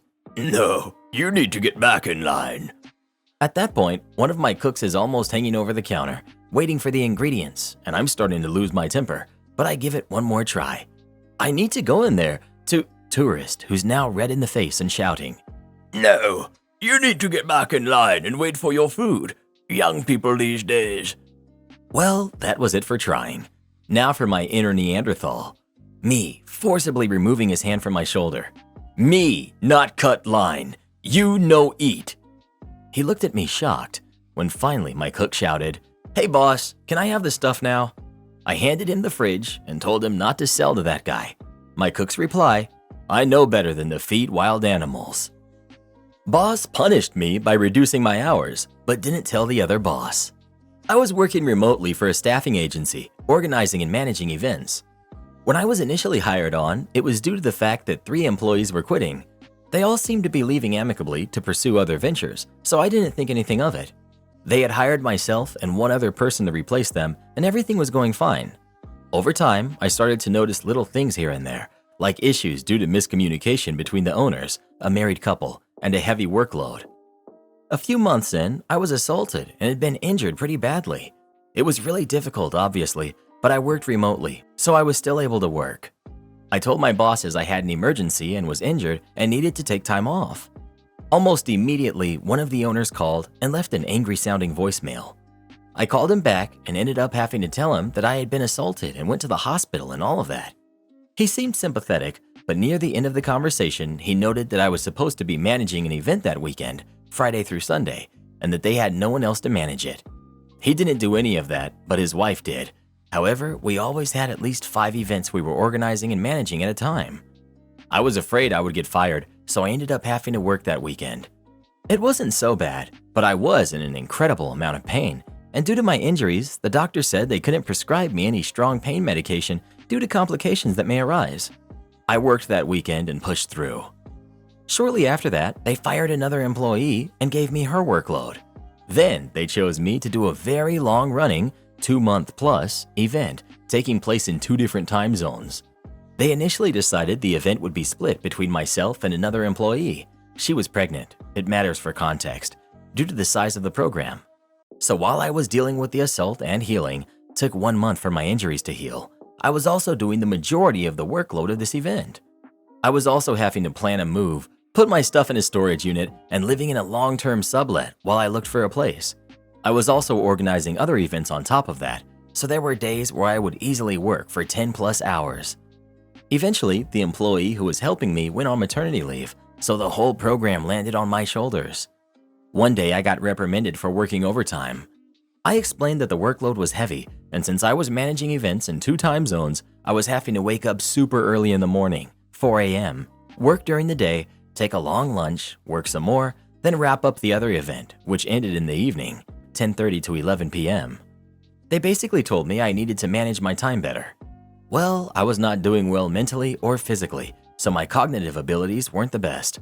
I was making small, easily fixable mistakes here and there, but nothing that was damaging or severely detrimental to the business. There were days I would just sit there crying at my desk. It was awful. Another employee had also been reprimanded for working overtime, and she was as swamped as I was. Eventually, one of my bosses emailed me and said I was still working too much overtime, and that he wanted me to work only 5 hours on days where I wasn't managing the big event. I was relieved, honestly. I was looking forward to having more time for myself so I could heal. I made sure to email him back to confirm the non-show management days he wanted me to work 5 hours for the following week. Well, he didn't tell his wife, the other owner, about my new hours, and she had a tendency to ramble about stuff during meetings, making them last way longer than they needed to be. One day we had a meeting in the morning that lasted 3 hours, and it was the first day I was to only work 5 hours. I didn't even need to be in that meeting, but they forced me to stay and would get irritated if they knew myself or other employees were quietly working while listening to the meeting. After that meeting, the wife sends me messages asking the progress of some things I was working on. She then added more things for me to do. The back and forth with her took about 20 minutes. I told her that I knew I wouldn't have enough time to finish those things that day because I only had a little over an hour and a half to complete the other tasks I'd already been assigned. She had no idea what I was talking about, so I told her that her husband had reduced my hours on non-management days and forwarded her our email exchange where he confirmed I was only to work 5 hours that day. She got an attitude with me and said, "Well, these are high priority things and we need you to work on them. You can go ahead and work longer today." I told her I couldn't because I had confirmed a week prior and had made arrangements and was not going to be able to work. So once I hit my 5 hours, I clocked out and put my phone on Do Not Disturb, ignoring all of the messages she was sending me. She ended up having to work on all of the tasks she had given me, late into the night. I continued to follow the new schedule, and they just dumped my workload onto other employees or had to do it themselves. I eventually got fired because they said that was basically the last straw, but I was so relieved and also got unemployment benefits, even though they tried to fight it. Am I the jerk for telling my stepsister that no one cares about her wedding after she wouldn't stop comparing it to mine? I, 23 female, have a stepsister, Maggie, who's 27, whose mother, Miranda, is married to my dad. I grew up mainly with my mother and stepfather, so didn't see Miranda or Maggie that often. Also, Maggie and Miranda have a massive chip on their shoulders about my dad's extended family, so they stopped coming to most group things, and I spent a lot of time staying with my grandparents during holidays, so I saw them even less. For various reasons, most of my dad's family has converged in the same area over the last couple of years, so we see each other more often. Maggie got married last year, and I'm getting married this summer. The weddings are not close together and not comparable in terms of venue, size, aesthetic, literally anything, but that hasn't stopped Maggie from comparing them incessantly. She's annoyed that my dad offered to pay for mine. I refused, but didn't for hers. She's mad that I'm wearing heirloom jewelry for my wedding that she wasn't offered. She's mad that extended family will be attending my wedding when they didn't attend hers. She has gone so far as to say that she should have married my fiancé since she's closer in age to him, and they skipped her. She believes my marriage was arranged.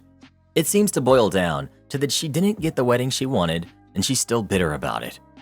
About a week ago, the family, a bunch of us, we had dinner together. The subject of a family member came up and their accommodation for the wedding, and Maggie chimed in to say how nice it was that they were able to make it to mine because they were too busy to come to hers. No one acknowledged what she had said, so she started to talk about the excuse they had given at a stupidly loud volume so that everyone had to listen. I'm not a confrontational person, but a mix of wine and exhaustion took over, and I said, "No one cared about your wedding a year ago, and they're not going to start today, so just please spare us." There was an awkward silence until everyone moved on, but Maggie started crying and quietly left the table and eventually went home. My dad says she's too humiliated to talk to anyone and probably won't come to the wedding. My dad is pressuring me to apologize because Miranda is giving him a hard time, as is Maggie. He says I knew how much it hurt Maggie that a lot of the family was not part of her wedding, and while she has taken it too far, I went for the jugular and I didn't need to because she wasn't disparaging to me. She was just inappropriately expressing bottled up feelings. To me, it felt like she was using my important life event to draw attention to herself, which felt unfair and mean-spirited, which is why I reacted the way I did. That said, it seems like she's not brushing off my comment as easily as I did hers, so I'm wondering if I took it too far. Not the jerk.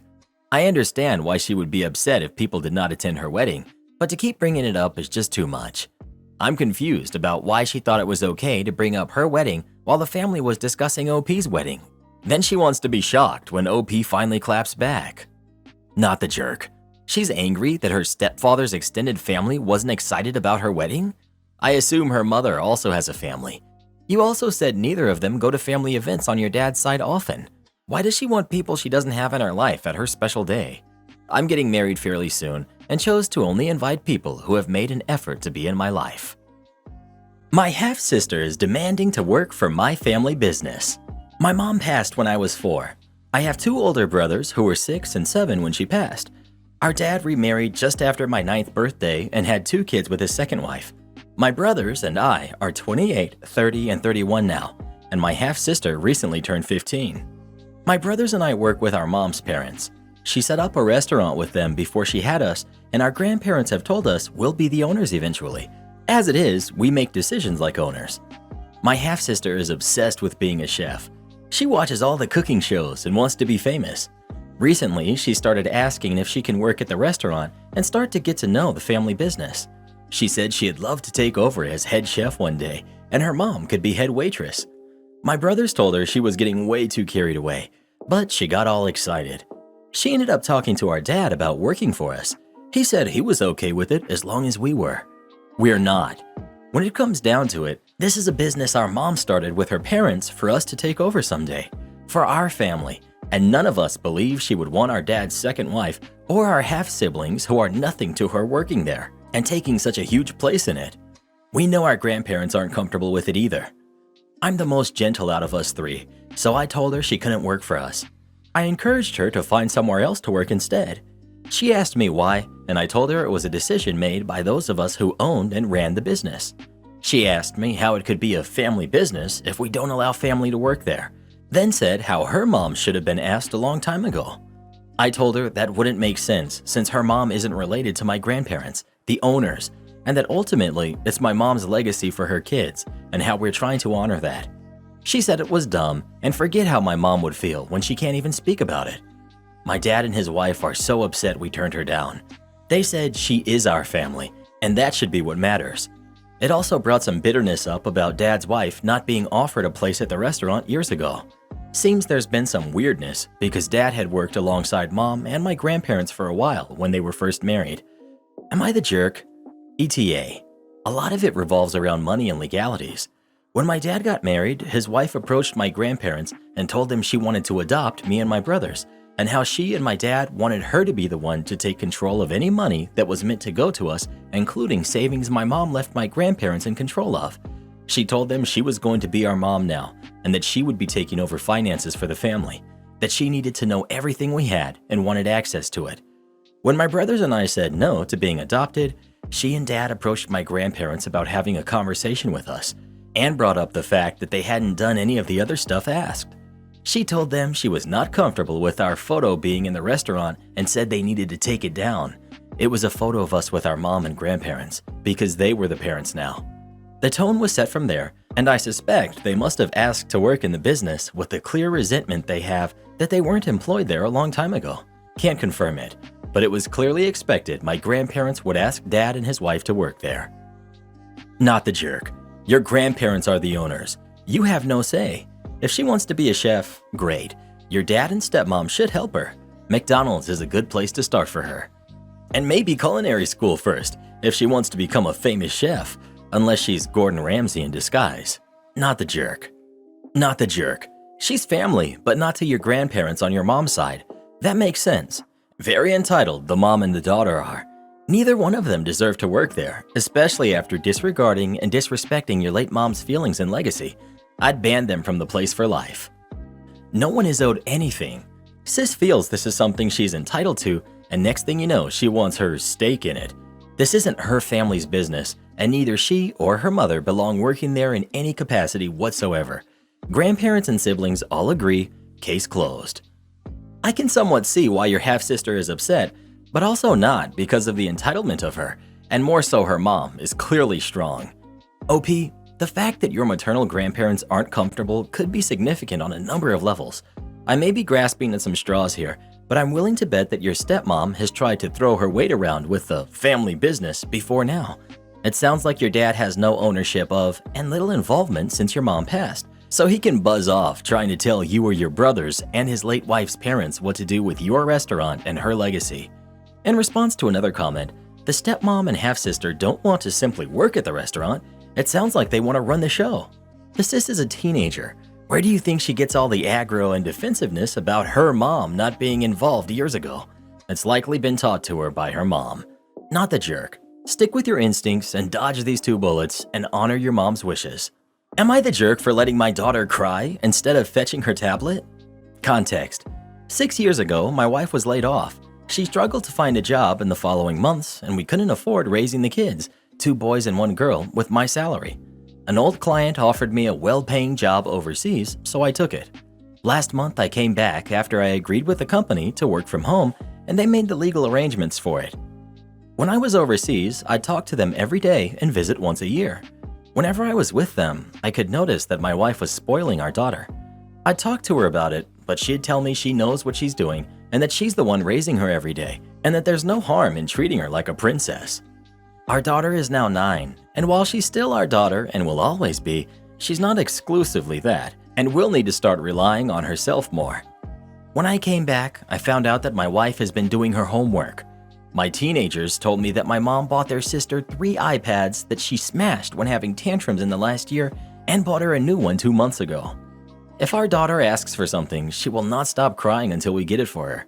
She'd literally be sitting on the couch and start screaming, "Water!" until someone brings it to her. If she forgot her tablet upstairs, she'll order her brothers to go get it for her, and if they refuse, she'll start crying. Yesterday, she tried doing the same. I ordered my boys to stay still, and I told her to go fetch it herself. She kept crying for 15 minutes. I was hugging her all the time and comforting her. When she stopped, I told her that she still has to go get it herself, but I will follow her if she wants. She was still annoyed, but replied saying that she's a big girl and can fetch it by herself. When my wife came back from an errand, I told her what happened. Instead of supporting me, she was angry at me for letting her cry and told me that I was a jerk who preferred to let his daughter cry for 15 minutes instead of taking 30 seconds to help her. I didn't expect that reaction from her. I told her that she's ruining our daughter, and if we keep treating her like that, we will raise a pathetic person who can't rely on themselves for the simplest thing. I told her that she needs to stop doing her homework, and instead, we should guide her to figure out the answers by herself. And we should also make her do the chores her brothers did when they were her age. She replied that I was welcome to keep being a jerk to our daughter, but she'll keep treating her nicely. She warned me to not cry or feel guilty when my daughter grows up and wants nothing to do with me. The last thing I want is for my daughter to despise me, but at the same time, I want her to grow up to be a strong, independent woman.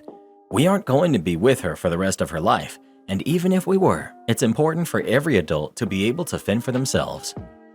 Hold her and comfort her while she cried because she couldn't be bothered to go upstairs to retrieve her iPad at 9 years old? Are you serious? This girl needs a real shift in reality. OP needs to stop with that immediately, although he is not the jerk as he understands just how bad it is and has the right idea. OP's wife is a jerk though. She sure doesn't mind treating her daughter better than the boys, as if that's not going to push them away, like she called out OP on the way he wants to treat his daughter. If you can, OP, please intervene. Get help, something. I honestly don't have any advice on what to do here, other than to encourage your daughter to do things for herself and not replace things once they're broken, and teach her about actual real life. But that girl is going to struggle in adulthood and future relationships if this continues. Do this next. Tap here on your screen to come see our new podcast playlist, where you'll find thousands of hours of the best stories you've ever heard. Or tap the one on the right. That episode is specifically just for you, based on other videos you've enjoyed the most.